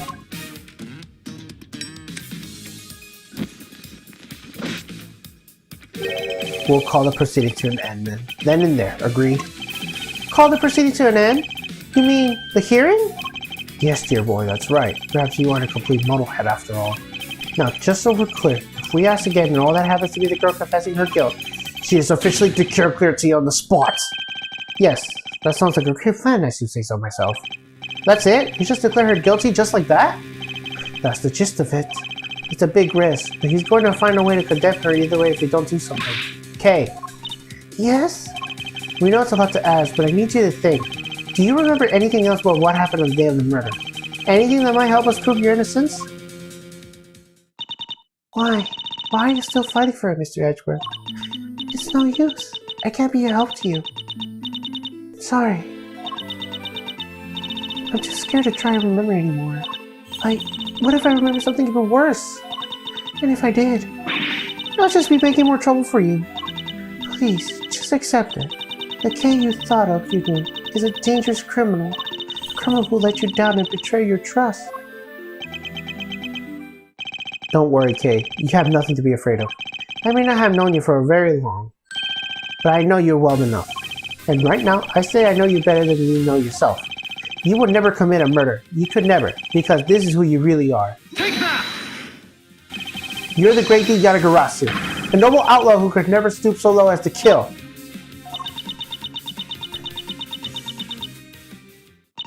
I can't do it. I'm sorry. Because all I can see is the one memory that's returned. I have to face it. Hold it! No, the only evidence is your guilt is the confession they force out of you. As I said earlier, you have to believe that you're better than that.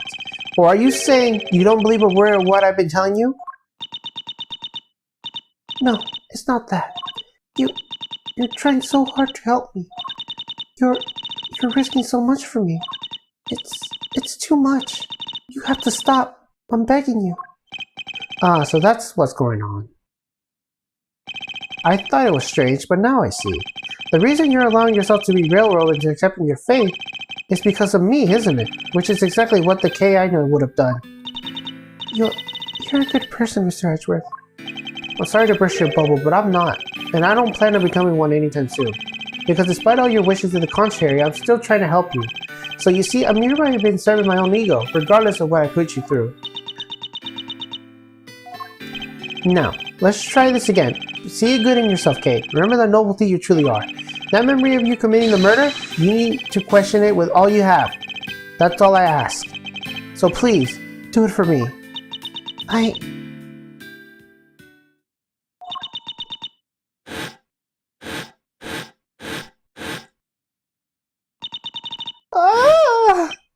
Kay?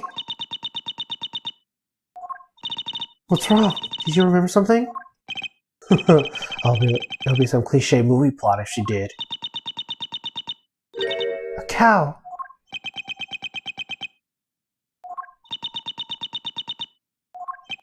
A cow? Mr. Edgeworth, if you could perhaps ask her for a few more details. Well, Kay, what can you tell us about this cow? I remember now. The person in the red raincoat. She had it in her hand. A stuffed cow! I can see it so clearly now! Are you sure, Miss Faraday? Are you absolutely certain? Yes, I'm sure. Then this court acknowledges the defendant's latest statement as new testimony. Objection! Have you lost your mind, Verity? We can't accept testimony like this. With all due respect, Mr. Chairman, information pertaining to the victim of possession is new and highly relevant evidence. Objection! Need I remind you of the active state of her memory? No, this simply won't do. Adelaide? But we claim her memory is unreliable now when all argument is weakened, sir. You said yourself only a few minutes ago that thanks to the suspect's confession, we need not worry ourselves over the finer details, did you not? Were you to call vitally to remember such a question? Then you must allow is the question and confession in which our entire argument is based. Is it really the most ethical course of action? Yes, you're right. Proceed as you see fit then. Thank you, Mr. Chairman. We're still in the game, only by the skin of our teeth. and only thanks to Judge Cavell's intervention. It's almost as if she was on our side for a second. Oh, Mr. Edgeworth? Stuffed animal? I believe the cow in question is this thing here, Your Honor. We found it in the storage room and believe it is yet another auction lot. Wait, that's... Do you know something, Cavell?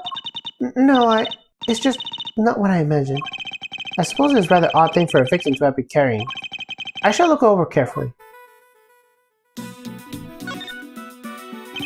The right horn seems intact, but I can't say it's doing much of an overall sympathy of the stuffed toy. Look, Mr. Edgeworth, it moves. It does? It sounds like sand being crushed? He was saying there's a recording device hidden inside. And... I knew it was you the moment I laid eyes on you. You can't hide that burn from me! Nothing to say for yourself? I waited so long for this day, and now I'll finally have my revenge. Ah! Could this be the moment of the murder? Someone made a recording of it.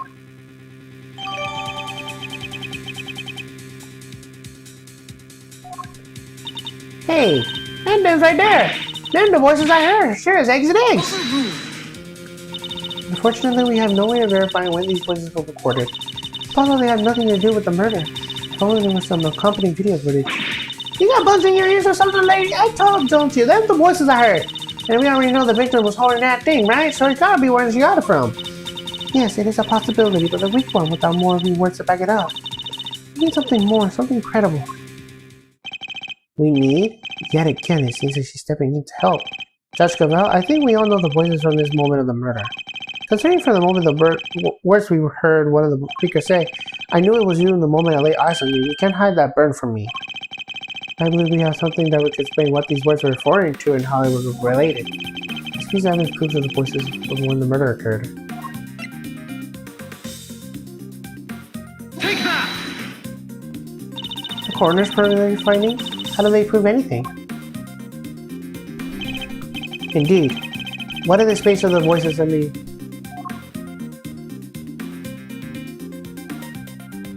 Take that!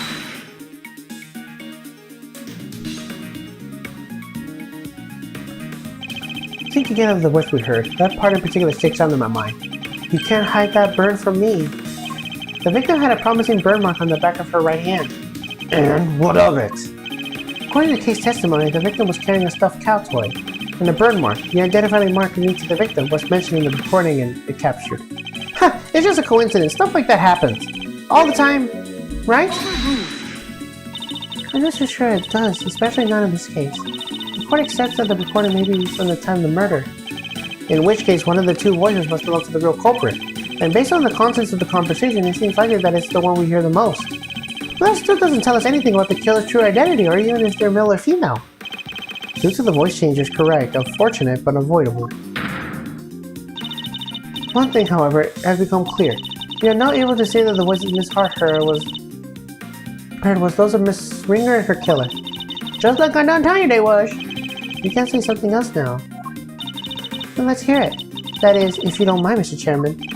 Do as you wish. According to Miss Hart, just before the murder occurred, two people came up to the storage room from the committee chamber on the elevator. The ringleader and one of the auctioneers. It seems that this was the point at which money exchanged hands.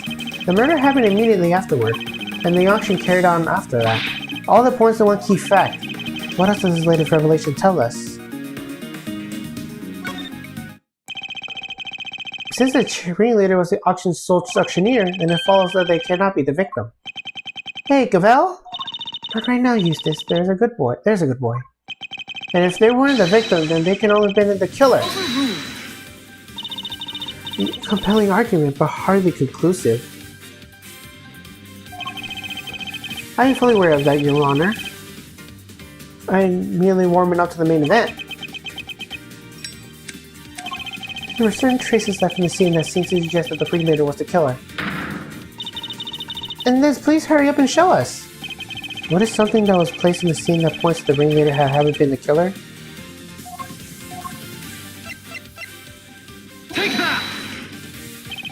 It killer deliberately left a large pool of blood at the foot of the Goddess of Justice statue. It was due to the blood that we originally thought the murder had happened in this chamber. But it was simply a ruse designed to cover up the blood which had been dripped down from the storage room. For to conceal the existence of the underground auction, correct? Correct. If the culprit had nothing to do with the auction, they would have had no reason to cover up the blood. Which further suggests that the ringleader and the killer are one and the same. And so the identity of ringleader, do you have anyone you'd like to name? The auction was always held in this community chamber with the storage room located just overboard. And so at the very least, we know the murderous ringleader has some connection with the community. Yes. And you suspect me, correct? As the committee's most powerful member, that should hardly be a surprise, right? Objection! You're a fine prosecutor, that much I'll give you. But as I think I may mention already, you're already hopelessly naive. You've got nothing, dear boy, have you? No evidence whatsoever. Unless you have something to share after all. Ugh. Do I have any evidence to show that Chairman Winter is the murderer?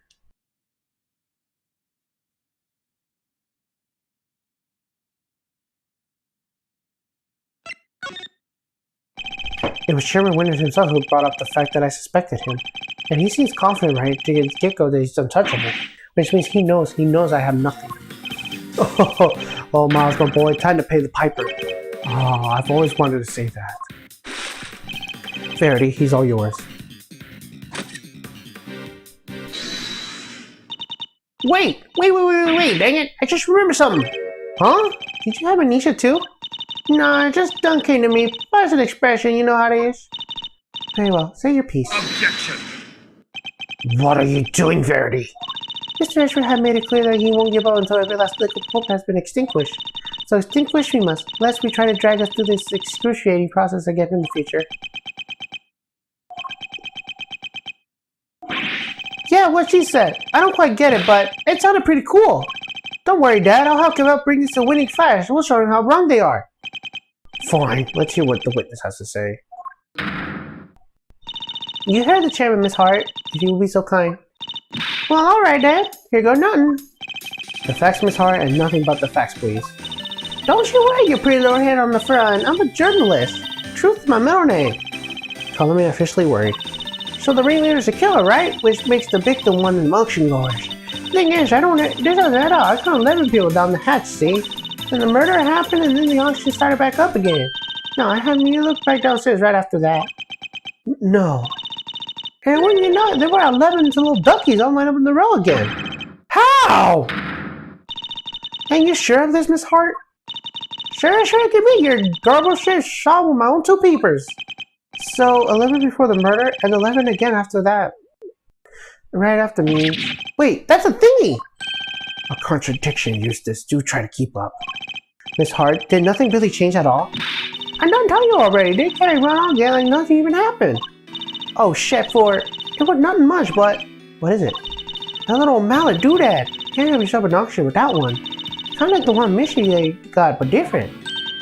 The auctioneer's hammer? That's the bunny. I done heard that thing banging and clanging right the way through, then nothing. Just like that. So the noise of the hammer stopped midway through? Could that have been something to do with the murder?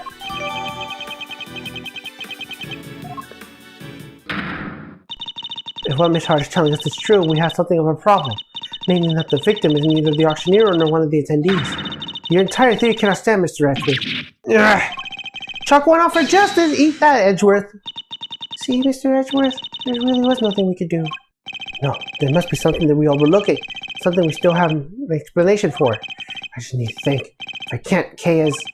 Alright, kids, do we finally have all our answers now? If so, do I expect you to make good on... One moment, sir. I worry that it might still be a little early to pass judgment. After all, we have one more matter yet to resolve. And until we do, we cannot claim causal and victory.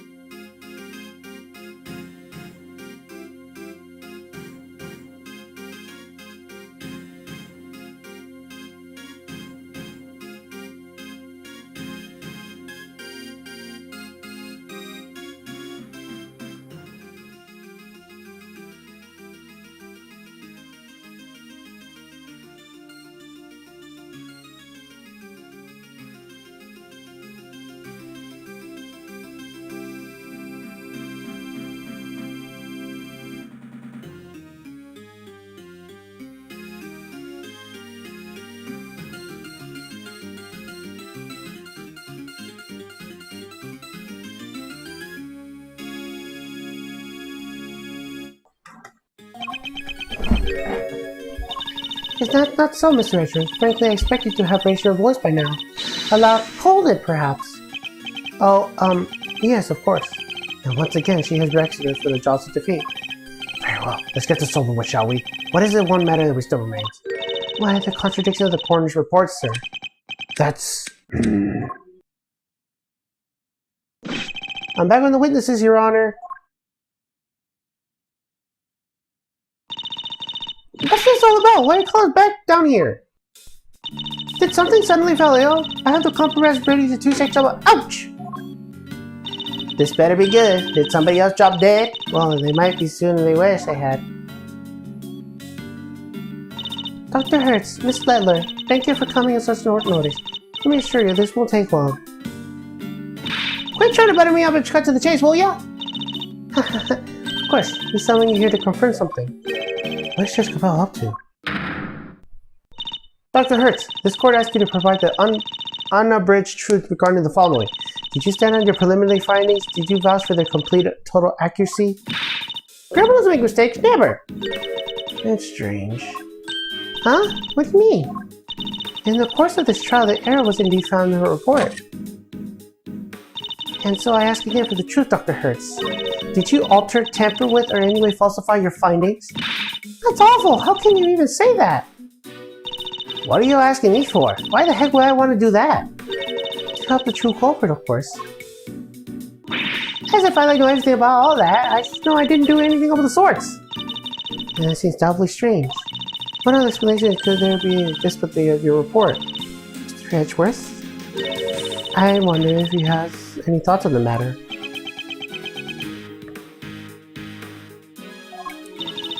It's not like you to be coy, I can say.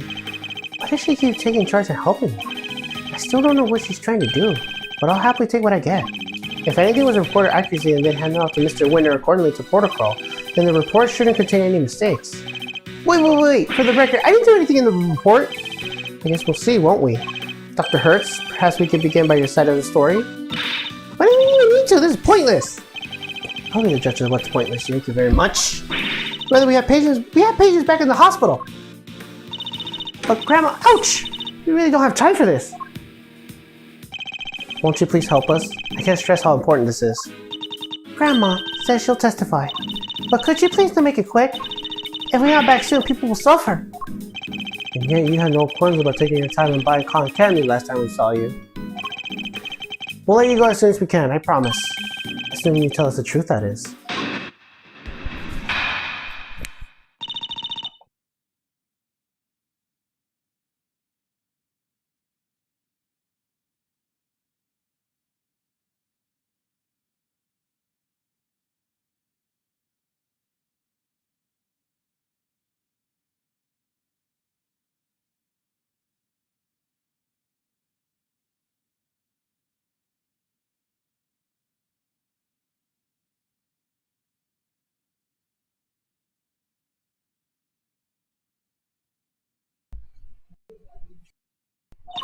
No way there's a mistake in Grandma's report. Not never!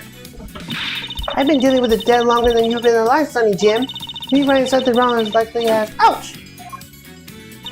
And what the heck are you trying to stand in the game with doctoring the file? Don't make a lick of sense. And that's all she has to say. Nothing funky here. See? It's just as I thought. There's no chance a good doctor her finding. And you swear by the Holy God that this testimony is true? Of course. Grandma never told a lie in her... Objection! Your opinions are not necessary, Nurse Nettler. Your grandmother is the subject of this inquiry, not you. Not necessary? That's not fair. I'm the only ally poor Grandma has. Go ahead and shout objection left and right, but you'll best be prepared then, Mr. Ex-Prosecutor. Well, I'm more than prepared. I'm ready to expose the truth behind the error of the report.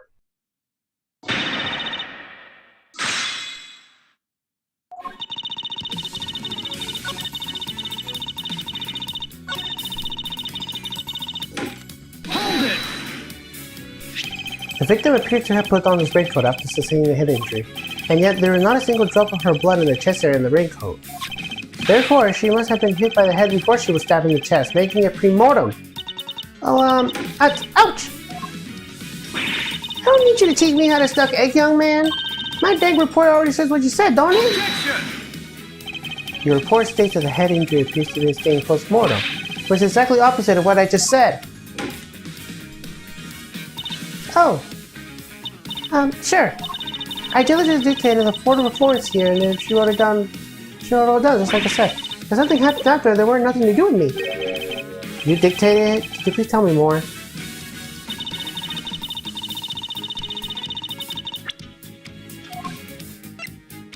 Objection!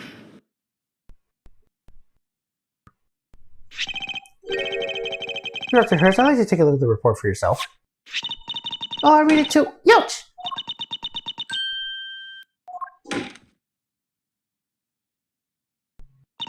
This ain't what I said. This ain't what I said at all. What? What do you mean exactly?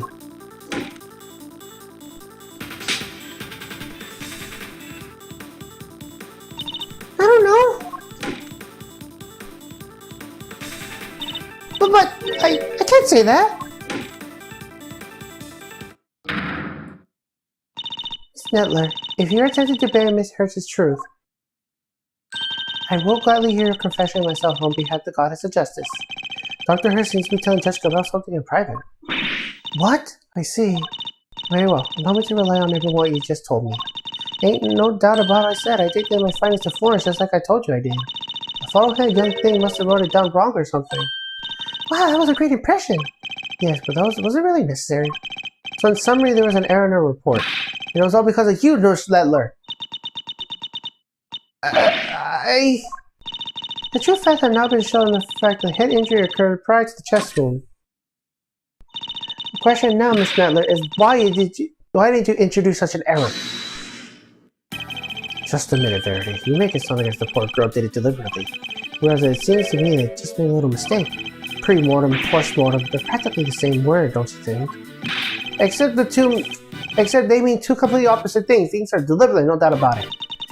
Why would she want to change it? Exactly. Thanks, ouch! You won't get away with that easily. Explain yourself, young lady. But Grandma,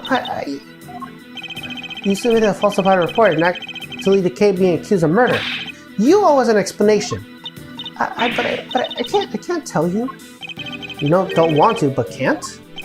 This is really rather unpleasant, don't you think? Getting up with this poor... Consider a girl who's looking after her grandmother.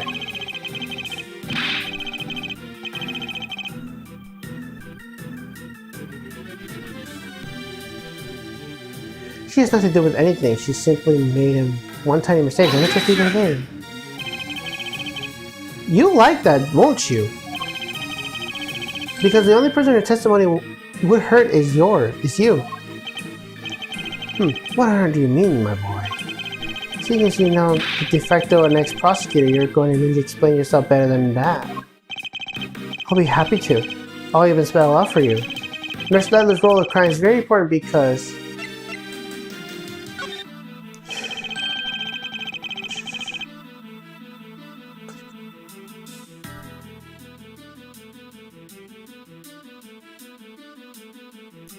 Nurse Ledler doctored the report in order to cover for her accomplices. Ouch!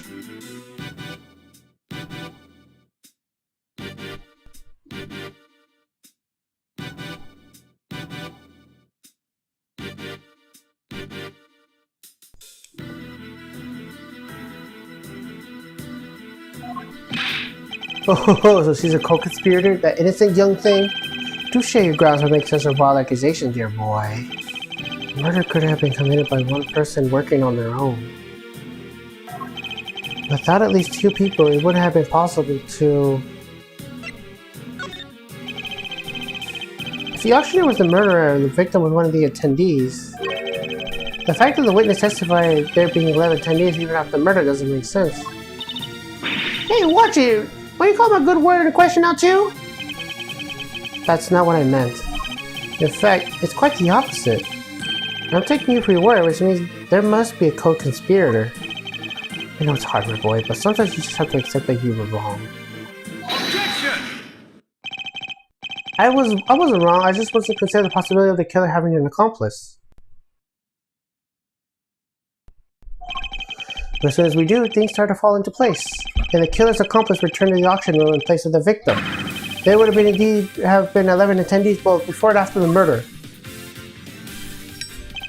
Well, so that's your thinking, isn't it? It's certainly an intriguing theory.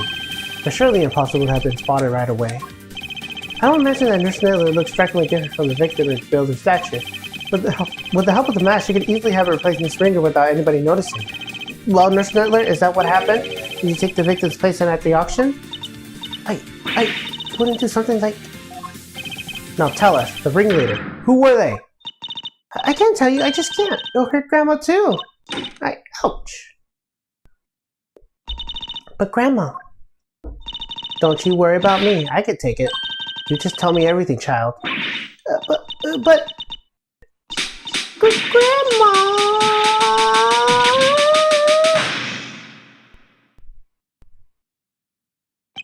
So I was right. She was the accomplice. Miss Nettler, why? Well, Miss Nettler? Can you explain yourself? Yes. Huh? Oh, thank you, Grandma. But I'm alright now. I confess it. I changed places with Miss Ringer. So you admit that you were working with the ringleader? Yeah, I was helping them. I don't know how, but we found out Miss Ringer was going to attack them. The culprit was going to be attacked by the victim? They seemed pretty sure it was going to happen that night, so they made a counterplan. They wanted to strike first, so they wanted me to help them. I was told to go to the storage room before the auction began and wait there. Now hold on right there, Miss. You ain't seen nothing. My eyes don't lie. And I've been there, and you've been in there before the auction. I would have bumped right into you. I was there the whole way through, and you weren't there for a bit of it. But I'm not lying. Well, that's easy for you to say, but you were lying for altering the report only a few minutes ago. I think we're all well numbers of potential hiding places in the storage room. Are we? We're exactly trying to say our friend the nurse was hiding me. Nurse Nettler hid here while she was waiting in the storage room. Take that! She hid inside the clothes box. Oh shit! Oh, she did she? Huh? Well, I was there the whole time, even before I moseyed in. Well, like I done tell you that I had been a change around it. Wanted to hide in there myself, really, but it was locked up tight, so I had to go out somewhere. I imagine it's because Nurse Nettler was already lying in there at the time you arrived.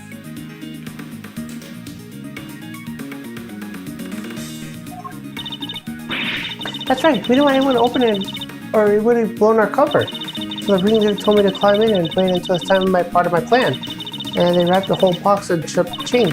I think they took the elevator downstairs not too long after. It was just before the auction was due to start.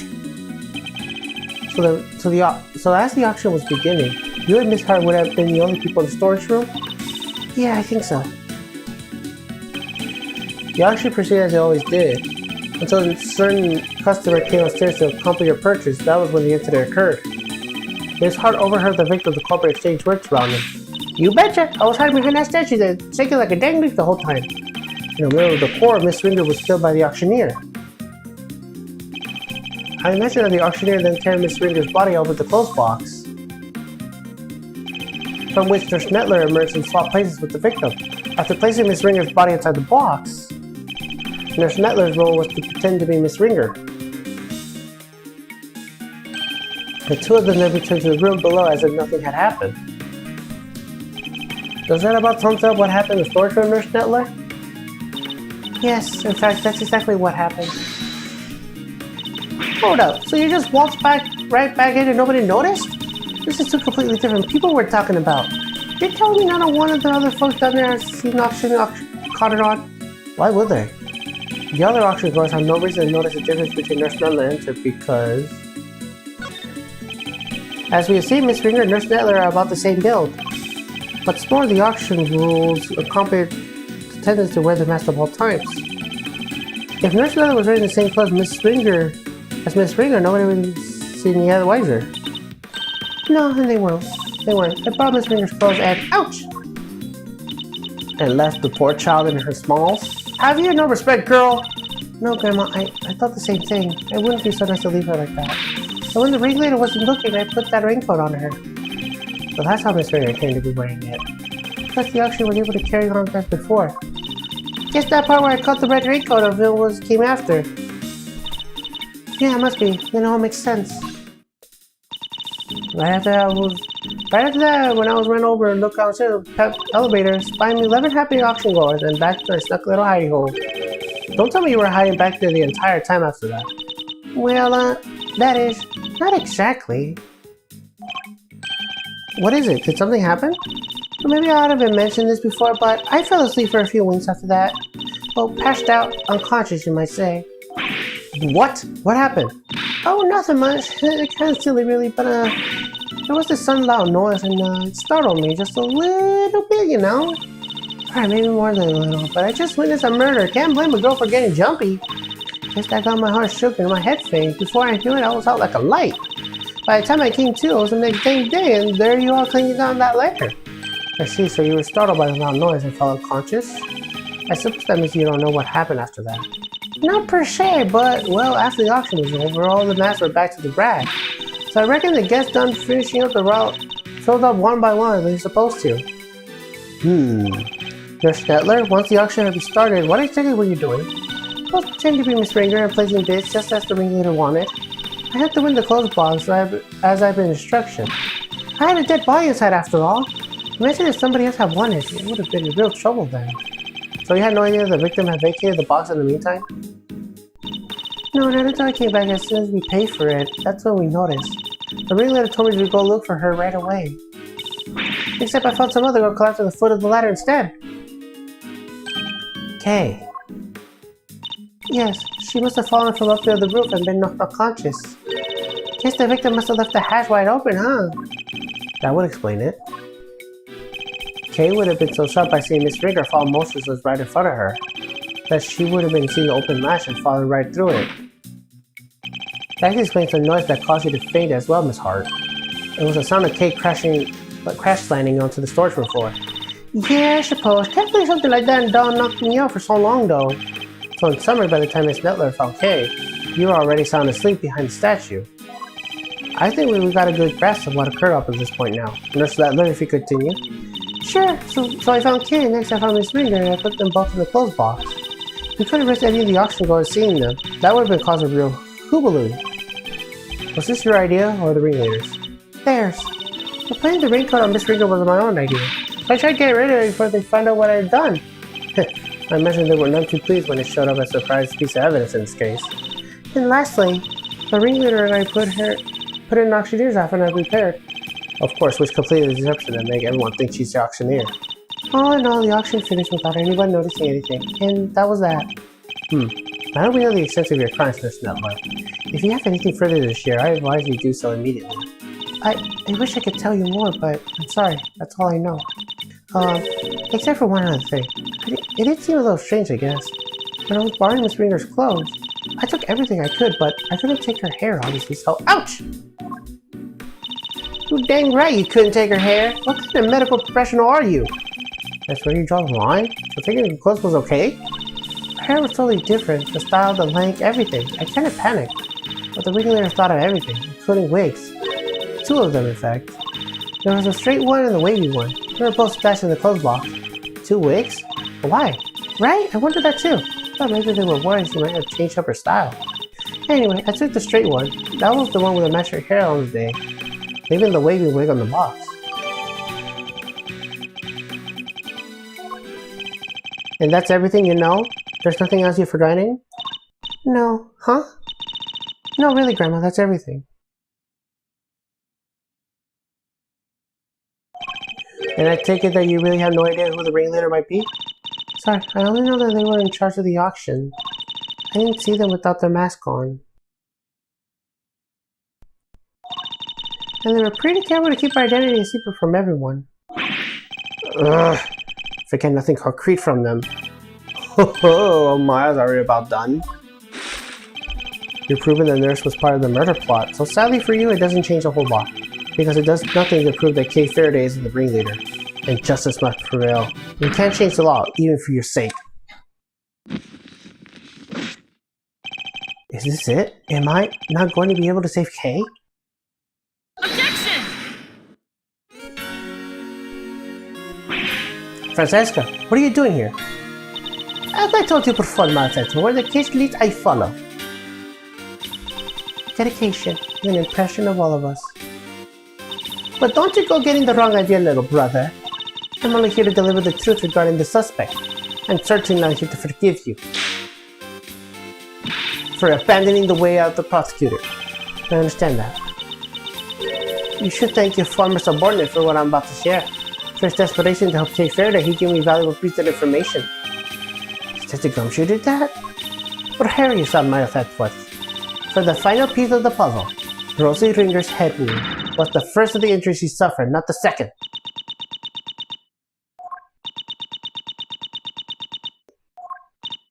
Well, someone say something! Yes, there's no easy way to say this, Francisca, but we've already proven that ourselves. You what? Yes, just a few minutes ago! Well, why didn't you say so sooner? You didn't exactly give us a chance. And I suppose you know about the murder weapon too? No, not yet. Ha! Good. Now listen up. The victim was struck on the head with a blunt object bearing a circular surface. And the wounds to the chest were actually inflated post-mortem. A circular surface? Objection! And you're certain of that, I assume? Your sources are above board. Two trusted medical professionals reached the same conclusion independently. You couldn't ask for more. Objection! Then certainly good to know. Unfortunately, you're overstepping the bounds of... Of what? I am a prosecutor in charge of Interpol's investigation to underground auction. And this murder occurred during the auction. It would be neglect of me not to pursue leads to proceedings of related parties. Especially the victim. My, you've really become quite a force to be reckoned with, haven't you, my dear? In all parties are in agreement. The victim died from a blow in the head. Sadly, the murder weapon itself has yet to be identified. Based on the shade, I might have an idea or two. But guys, I didn't turn up any other weapon during my investigation. And yet, why don't we think about getting the setting and the auctioneer tools, and the answer should be obvious. In object the circular surface used in the auction, we're obviously talking about... What would the auctioneer have readily in hand? An auctioneer's hammer, of course. But we never found one of those! If the auctioneer was indeed the killer, it does seem a likely candidate for the murder weapon. But without the evidence to support your theory, it remains nothing more than that. Oh, I have just the evidence you need right here. This piece of evidence strongly suggested the auctioneer's hammer was the murder weapon. Take that! Miss Hart told us something very important about the auction after the murder occurred. She said that the very prominent sound of the auctioneer's hammer could no longer be heard. Now, why would that be? Well, I'll tell you why, because it had just been used as a murder and that covered in the victim's blood. It will need to be disposed of. Isn't that right? Chairman Winner. I'll have our people look into this right away. Oh, you really like a dog in the bone, aren't you, dear boy? Well, you can't dedicate yourself to cause when you're young. When are you? He's very confident we'll never find it. Very well. A search on the murder weapon will be conducted. In the meantime, this court is in recess.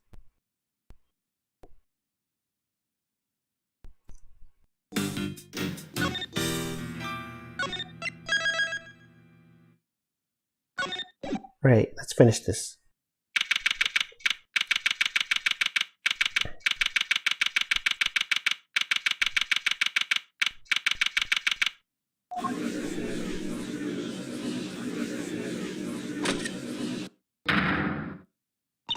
Silence in the courtroom, please. Miss Von Karma, if you would be so kind as to update us on the process of the search. It's no good news, I'm afraid. The entire big building has been searched from top to bottom, and no auctioneer's hammer is found anywhere. Ugh. That is bad news indeed. Then, we have no choice but to move ahead with the verdict. Such a terrible shame. But I suppose only a fool would have left the murder weapon behind. I'm certainly not what I expected for the first-rate criminal mind. No, there's not enough work to work here. I can't carry us any further on my own. Yes, it really is a tragedy, but such is life, I suppose. I was just thinking back to the defendants I made plea deals with over the years. People who poured their hearts out of me, who trusted every little detail of their crimes. And then when it came to their sentencing, I recommend life in prison every time. For every single one. Oh, if only you could see them. The stupid, dumbfounded looks on their faces. The verdict will now be passed. All present will present the goddess word of law. There's nothing more I can do. Can't I on both? If only we had some proof! I never imagined it would be passing judgment on you under such circumstances. The end of the road, huh? By the powers possessed in me. Excelsius winner, this court hereby indicts you of your crime. What? What? Huh. What on earth constitutes you, Verity? I submit that the court's considering the case file a certain incident, namely the IS-7 incident, the murder that took place 18 years ago. But what does the file have to do with... Wait, you mean... Your late night visit with his chamber? That was to... Precisely, I came here to retrieve those documents. Though sadly, it would seem that I arrived too early to catch the auction itself. When I spoke to the matter before, I implied that I had come to retrieve files pertaining to your own case. You have to forgive me. That was a ruse to buy myself more time.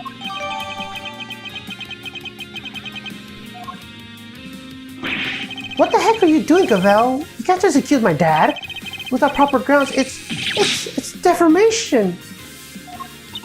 Next to the observation, Eustace. Huh? It is?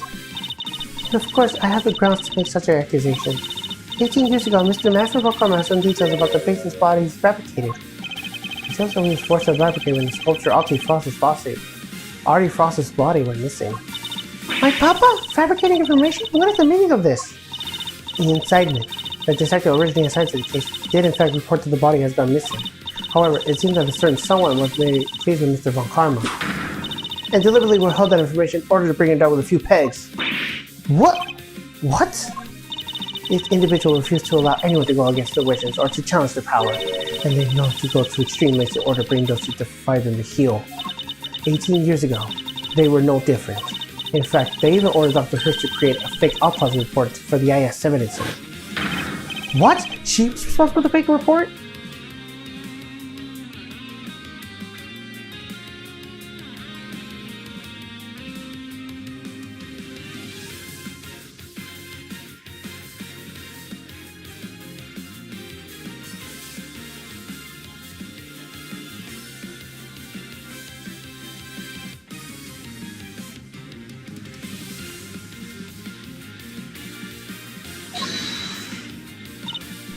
Wait, you have to understand, Grandma, she's not a bad person.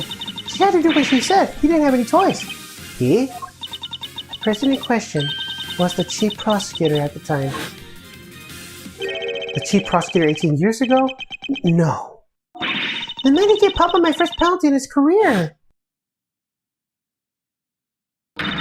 Excelsius winner, it was you! Objection! What are you all talking about? My dad would never do something like that. Sorry, Eustace, but your opinion on the matter is not needed here. Well, Chairman Winner, do you have anything to say for yourself? All that nonsense with the body, that was Manfred's doing. Such a willful boy. And that fake autopsy report? Hilda, how could you? I can't believe you naughty kids would do such dishonest things behind my back. Hold it! We can only ask her why she did it. She is standing right over there, after all. Wait, Grandma can't. Ouch! Grandma, I'm sorry. I knew. That's why Right, exactly. If I did it, everyone would have found out about what you did. They said he was going to charge you if I didn't help with their plans. They said he would. I just had to do what the auctioneer said. So you were coerced with it, were you, Nurse Nettler? And just to be clear, the auctioneer was Chairman Winner? I'm sorry, but I honestly don't know. The person forcing me to help them was the auctioneer. And they definitely looked like they were about the same bill as the chairman, but I never saw their face. Well, there must be something. Any detail, no matter how small, will do. Oh wait! The mask didn't cover their whole face. And the part that wasn't covered has a tattoo on it. I remember that much for sure.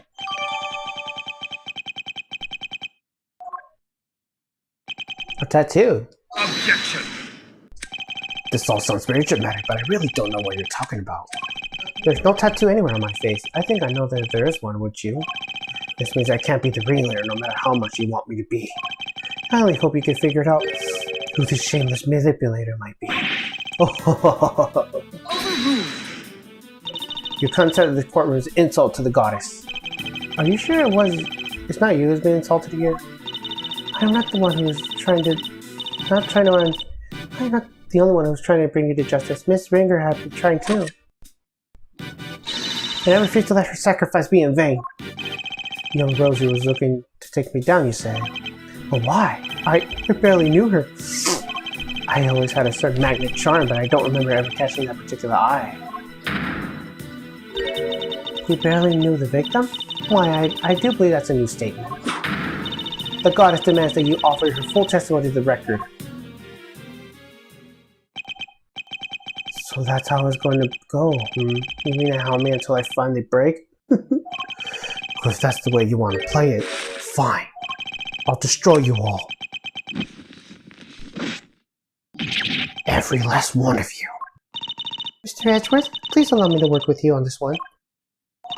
I doubt we'll get another chance to put him in the stand. Let's make the most of the opportunity. Of course, Your Honor. I won't have it any other way. Now, Chairman Winner, you will tell this court everything you know about Miss Ringer. Young Rosie was a member of the committee, of course. But we never really had a personal interaction, at least none that I remember. I had no motive for murdering this poor girl whatsoever, and I have absolutely no idea why she was after me. So you don't mean to accept your part of any of this? Of course he doesn't. He isn't guilty. How could he be? He's my dad, the winner of winners. That's very kind of you, Eustace. But you'll need more than your worst if you plan to cover for me. Right, you got it. I won't let the business on you. I believe in you, Dad. You'll beat Edgeworth. I know you will. Yes, you really are such a sweet, simple child. He really loves his dad, huh? But that's no excuse for him to ignore his father's crimes. No matter how much he respects him. Regardless of the stage in life, all criminals will be made to atone their sins in time. This won't be easy for Mr. Winner, but it has to be done. I can't let his father get away with this.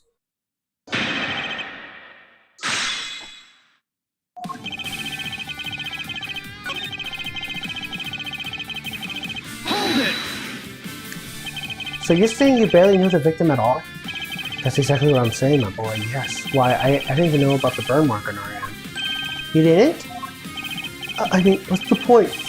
You get to know someone, but before you know it, they're gone. It's just such a pain to remember things about others. They're here one day and gone the next. Yes, because they dare to stand up to you and you make them disappear. If you could please add the remarks of the victim's burn on your testimony, Chairman Winner.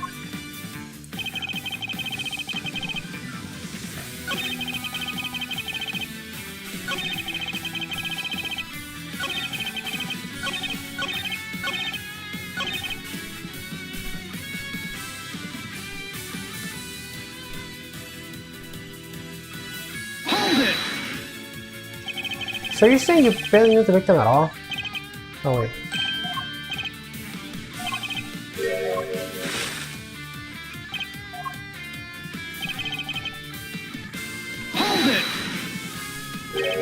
You sure you didn't know about the burn mark? You really don't let up, don't you? I'm not in the habit of memorizing who has a scar on their hand and who doesn't.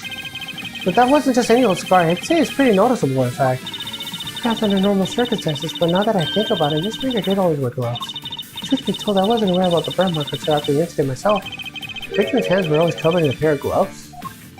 It makes sense, of course. People can be very self-conscious about such things. I can only sympathize being someone of a sensible soul myself.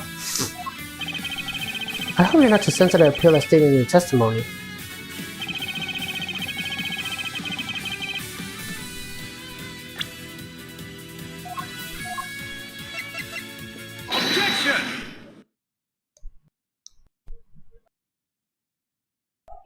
So Miss Ringer always wore gloves?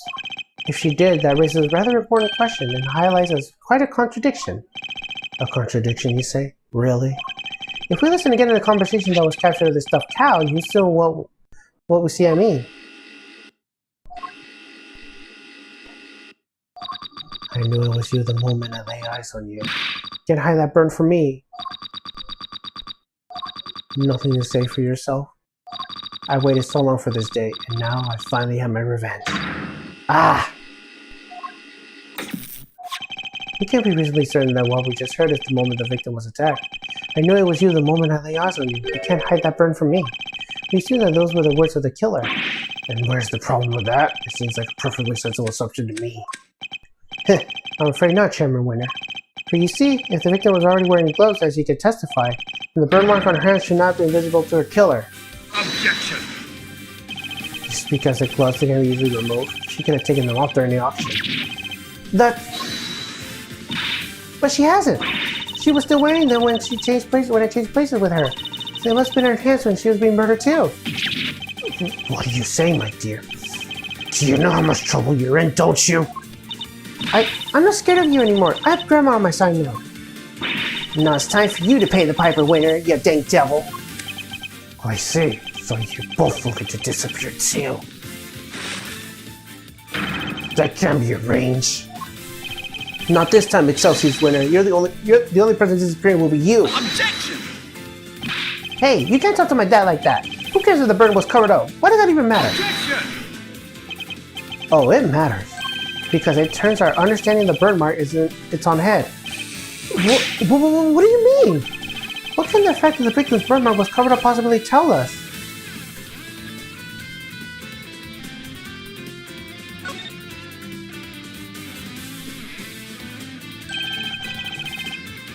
Think about it like this, Mr. Winner. The victim was wearing gloves, therefore the burn mark on her hand would not have been invisible. In which case, whose burn mark was it being referenced in the recording? Somebody who wasn't the victim? Precisely, which can only mean that the culprit had a prominent burn mark too. Or to put it another way, I know it was you the moment I lay eyes on you. You can't hide that burn from me. Those words were spoken not by the murderer, but by the victim. No way! Objection! Eustace, my boy, would you mind stepping aside for a sec? Look, Miles, it's nice to see you have fun with your little fights of fancy, but let's get serious. So the murderer had the burn mark now? Really? Where? Your little theory is whether it take flight or die depending on your answer here, I'm afraid. He's not messing around. I had to figure out where the burn mark was, and I'm fast. I wonder where it could have been. All the ocean people were wearing disguises, right? Yes, and these disguises were different. And in spite of that, the burn mark was visible on the victim's mouth. Which means, well, shall we? Enlighten us, why don't you? Where is the murderer's burn mark? I assume you have some evidence.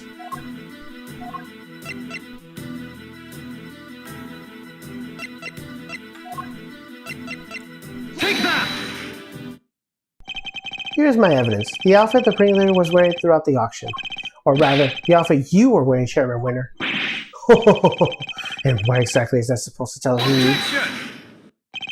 A suit, white gloves, and a mask. This disguise should have covered almost all your skin, but according to Nurse Nettler's testimony, the auctioneer's mask didn't quite cover your entire face. And not only that, she claims to have seen a tattoo on the part that was exposed. And was that a tattoo, or she simply mistake a burn mark for one? A burn mark? On the face? Objection! Sergeant Interrupter, you're clearly enjoying yourself, dear boy. But I regret to inform you that none of my community members have such a burn. Myself included, of course. But Dad, Eustace, do you think you could be quiet, please? You could be foolish on your own time later. Well, you may be ignored most of the time, Mr. Winner, but on this particular occasion, I'm grateful for your presence. A reaction like that from you, his son, is as good as indicated as the truth I could hope for, and it gives me a much needed confidence boost concerning another theory of mine. Namely, who that one exploding item belongs to. What's the matter with Mr. Winter? I think I might be in shock. After all, he's usually the last to figure things out. But in this case, he seems to have gotten there all too quickly. He knows about his father is indeed the real murderer. He's sad because he knows the truth? So, it's better not to know the truth at all? No, Kay. It's what we came here for. It doesn't matter how we got there. The important thing is to finding the truth. You yourself told me that once, right when I needed to hear the most. And now it's time for me to repay the favor and show you the truth of your innocence. I want to know too, the truth of what really happened. So please, Mr. Edgeworth, won't you show me? I very much intend to. You don't know when to give up, don't you? Where is this burn then? Perhaps you could point it out to me? But you can't, can you? Because it's nowhere to be found. Just to see little evidence on the killer. Yeah, hunt for contradictions all you like. You won't find any. Because he's my dad, a winner through and through. Objection! I understand, Mr. Winner. I completely understand why you don't want to believe it's true. But if you ignore the truth now, you'll regret it as long as you live. Dad, what do I do? I just don't understand it. How could I have raised such an utter buffoon? If you really wish to help your father, Eustace, you can try thinking your own one for once in your life. You useless nimwit! But I try all the time, Dad. All I do is try. Went to the school you want me to go to. I ace every test. Look at my jacket. You only give these to the valedictorian. I did everything you told me to. I worked like crazy and graduated top of my class. I tried to be just like you and win as many trophies as I could. Objection! You really are just a simpering simpleton, are you? Those tests you aced, I had the school give the perfect scores for all of them. Those debates and speech competitions you won, the judges were all friends of mine. And you never even realized that much. There's no hope for you, I'm afraid. Not at all. You're no son of mine, even if you must say that. Ah! Wow! Oh, God, my own son. They all leave in the end.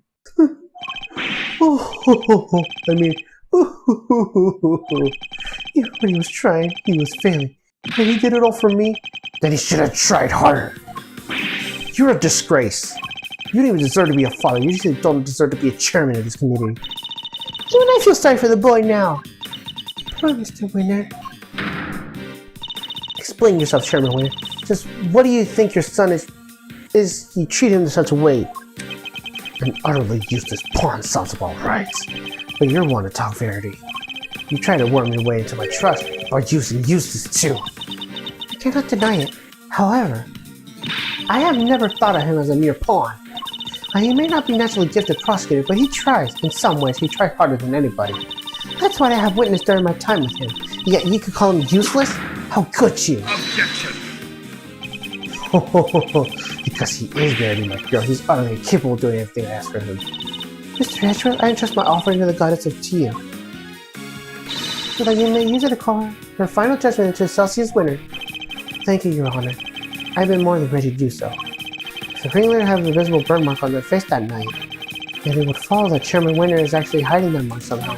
How exactly is he dressed during the auction? That will be the key to solving this case at last.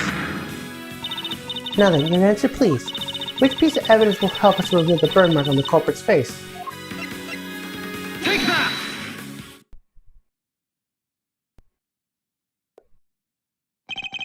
Recall Nurse Ledler's testimony, if you will. There's one thing we never quite resolved. The second wig. The one that wasn't used. I seem to remember it being waving? What are you two talking about?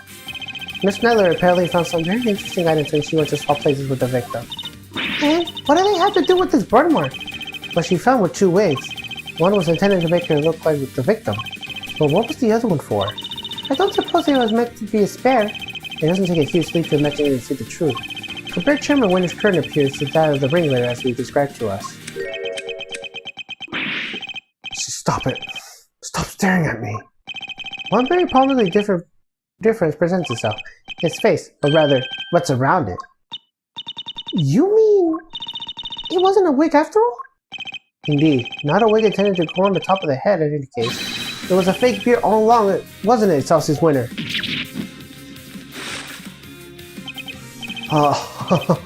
This is all my own, dear boy. How very kind of you to suggest otherwise. Objection! We saw how your son reacted when he realized the truth, and how he desperately tried to cover it for you even in the light of realization. Yet you still feel that he might expose you. So rather than take the risk, you bullied him until he couldn't take it anymore. Because he knew that your beard has a prominent burn mark. Chairman Winner, I insist you remove your beard this instant!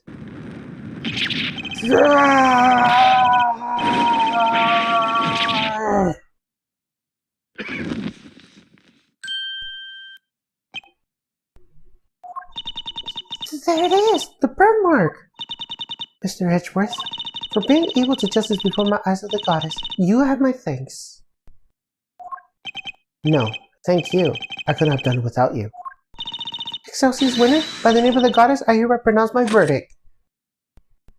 In the matter of the murder of Miss Rosie Ringer, this court finds you guilty.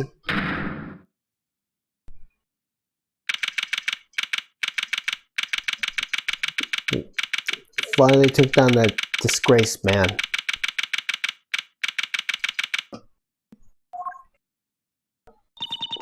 Mr. Edgeworth, I can't thank you enough. You never gave up on me, even when I gave up on myself. That was very kind of you. There's no need to thank me. As a prosecutor... No, as a friend, it was the least I could do. Mr. Edgeworth, rejoice. I learned that Chairman Winner has been safely delivered to the detention center. The search for the missing auction hammer continued. However, we are talking about Chairman Winner here, so it's highly likely that he's already been destroyed.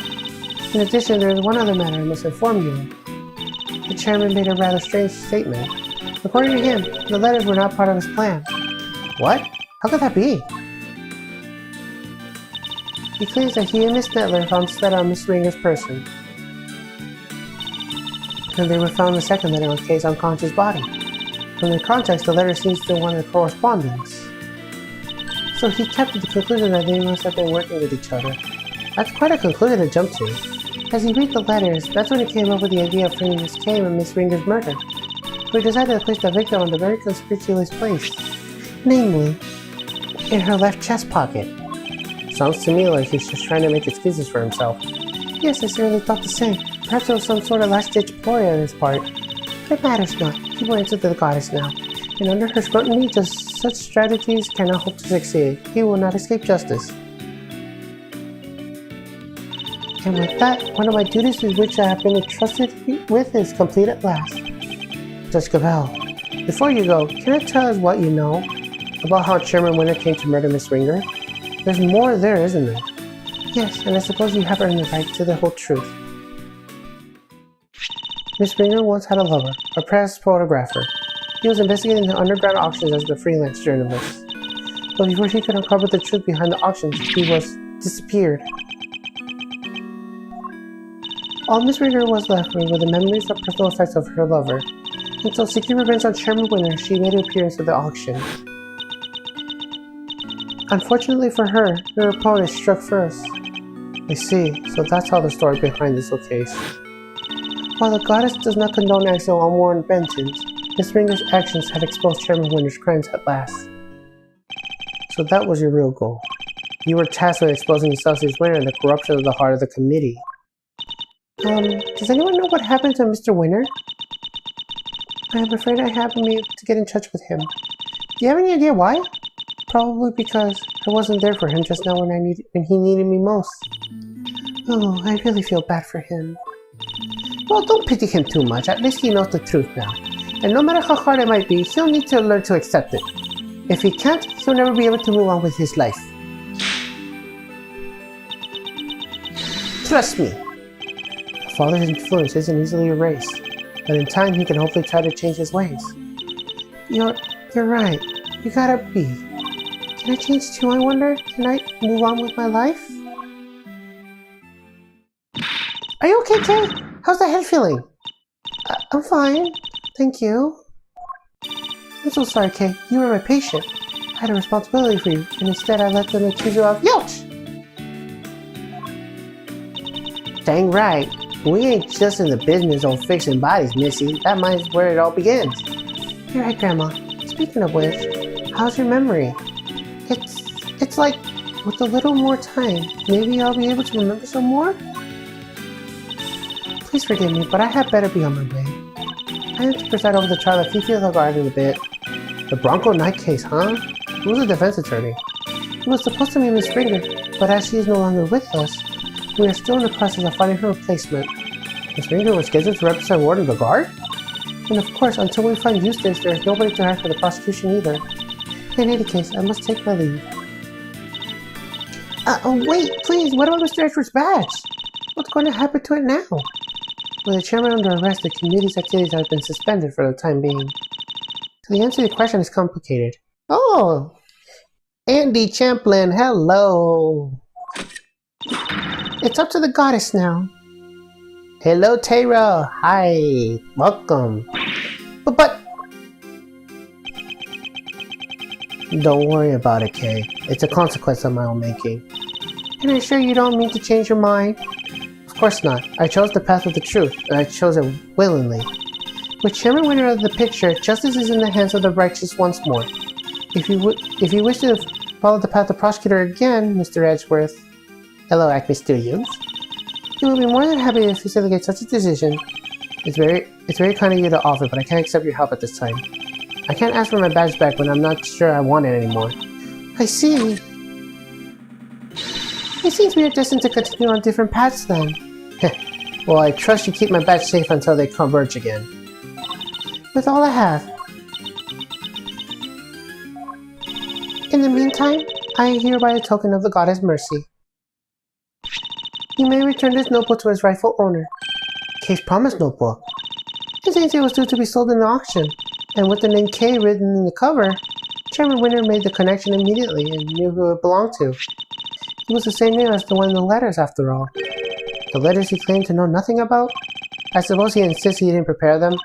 Yes, he also has something else to say.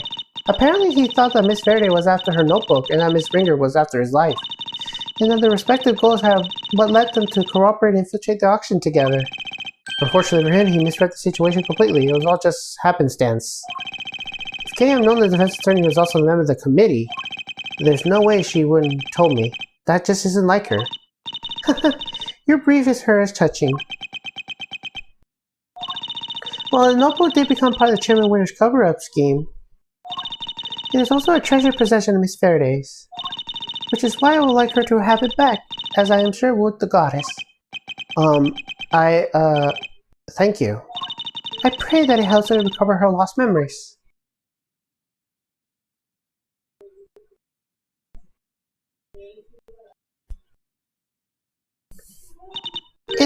Is everything alright? Judge Cavell wanted me to return something important to you. Ah, isn't that... Always greet people with a smile, even people you don't know. Never cry in front of strangers. Daddy, I wrote them all down, Daddy. Yeah, I'm gonna keep all my promises and be a real hero when I grow up, just like you. Oh wait, I forgot to write one down. The most important promise of all. Promise number 5. Always try your hardest to learn about things you don't understand. I remember just how you said it, and now I'll never forget it. Always try your hardest to learn about things you don't understand. That's right. I have to try.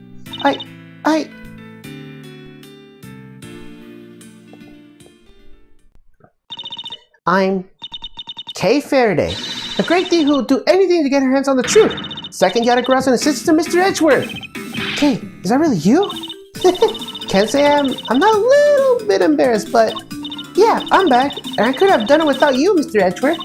You never stopped helping me, even when I totally lost and couldn't remember anything. Thank goodness, you certainly seem to be back. Kay, so this is the real you, huh? Welcome back. It's so good to know you're better. I can sleep easily now. Now that you found it, don't you dare go losing that memory of yours again, young lady. You hear? Miss Netler, Dr. Hurst, thanks a lot for looking after me. And if you really need your feeling, you gotta get out of these dang hospital duds. Oh yeah, I washed all your clothes for you. Here. I thought they were in Detective Gumshoe. He handed them over to us after they came back for the forensics. And did he happen to mention if forensics found anything of note? I didn't ask. Anyway, never mind that now. Put them on, Kay. I want to see. Wait, what about her bandages? Certainly it's not too soon to remove them? Well, it's probably fine. She may have taken a big bump in the head, but she wasn't really hurt otherwise. But then, why all the bandages in the first place? Prevention is better than cure. A stitch of time saves 9. Those were just a few of my mottos. Both of which sound painfully annoying practices of your patience. Okay, Kay, transformation time. Yeah, now this is what I'm talking about. Fits like a stolen glove. That smile suits you better too, as it always did. Thanks to your tuneless one, Karma. I'm so glad you showed up when you did. I simply came as Scruffy asked me to. I'm sure he'll be happy to see that you're back to your old self too. Speaking of Gummy, where is he? Who knows? Perhaps the well of his devotion ran dry when a certain someone threw away his badge. Detective Gumshoe. Anyway, I have to get going, and I'll be taking those two with me. Wait, what's going to happen to them? Acting like an accomplice of a murder and forging an autopsy report 18 years ago, their crimes cannot be allowed to go unpunished. But there's the fact that Celsius been coerced into cooperating will, of course, be taken into account. Don't you worry about us, Kay. As long as Grandma and me are together, we'll be alright. Take care, Kay Faraday, until we meet again. So, Kay, I know you only just got your memory back, but I need to ask you some questions. Sure, ask away. What happened the day you lost your memory? What were you doing? Let's see, somebody asked me to meet them in Gort Lake. But I didn't know who it was. So there I was, just looking up to the moon when somebody in the red raincoat started walking towards me. They must have drugged me somehow because that's when I fell unconscious. What? I'm not sure I follow. Kay was at Gort Lake looking up at the moon? Anyway, when I came to, I was on the roof of this building. I was in daze and mumbling around there when I saw the person in the red raincoat again, but they were lying on the ground. I was so surprised I stumbled backwards. And then I was falling and everything went dark. When I came to the second time, I couldn't remember anything. The person in the red raincoat. Who in the world were they? I'm sure they were walking in midair. Thinking about it just making my head hurt. Just breathe, Kay. You only just got your memory back. You're still confused. I imagine the root of your cause of confusion is... I imagine things were all mixed up in your mind because you were at Gort Lake one minute and then on top of the big building the next.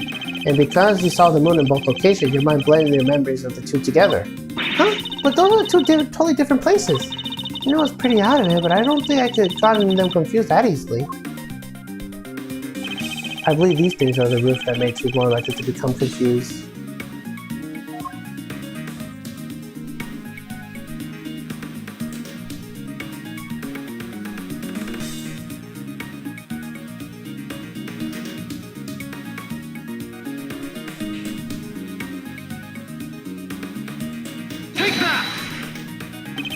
There were two key similarities between the scene down at Gort Lake and here on top of the big building. Cherry blossoms and food stands. Wait, you're right! Those similarities are what caused your memories to both places to overlap. The person in the red raincoat wasn't walking in midair. They were walking towards you from across the park. And in your blurry memory, the same sight you played over at the viewing platform instead. No way! Who steals the Great Thief's memories, huh? That's just cheating! Even still, this doesn't answer the question who attacked Kay at the park. Was it the person in the red raincoat she saw?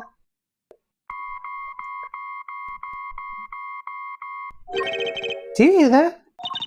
It sounds like it's coming from up in the storage room. Come on, let's go take a look. Well, we smell not scoop of the often. But you're still here?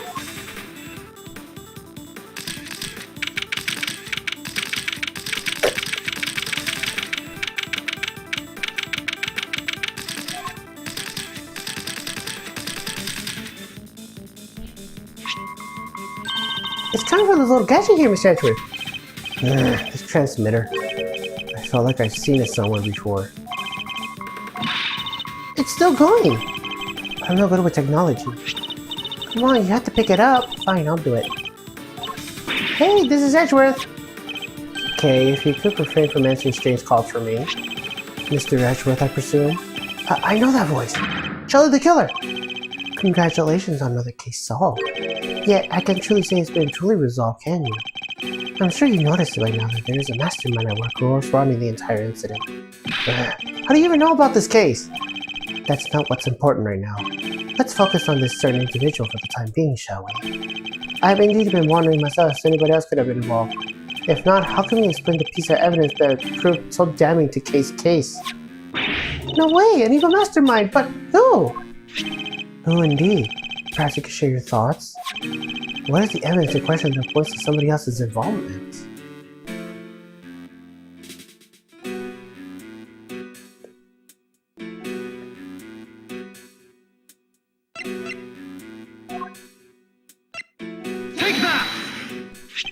The letter K supposedly wrote to the victim. Yeah, I don't remember ever writing that. So who did? Who would have prepared such a thing? I know I'm not the only one who would like to know. And how do we know it wasn't you? Now, why would I do a thing like that? I believe the truth can only fully come to light in the court of law. But since you have your badge revoked, that is no longer an option. So how will it all end? I will be watching the sidelines with interest. He even knows about my badge? Oh, and one last thing. I do hope you won't betray my trust in you. Now, I bid you farewell. What the heck did he mean by the case hasn't been fully resolved? And what is he so interested in us anyways? Everything is just one giant ball of mysteries. And since we only scratched the surface of this case, but even without my badge, I'm going to carry on doing what I can. However, this ends. One thing's for certain. Come what may, I will expose the truth. Turnabout Forsaken is done.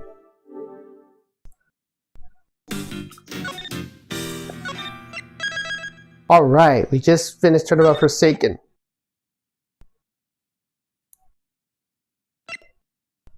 Alright, this is where I'm going to end it. And we're going to begin Turnabout for the Ages, the next one. We're finally down to the final case of this game. And the final case of this collection too. But for now, we're going to end this here.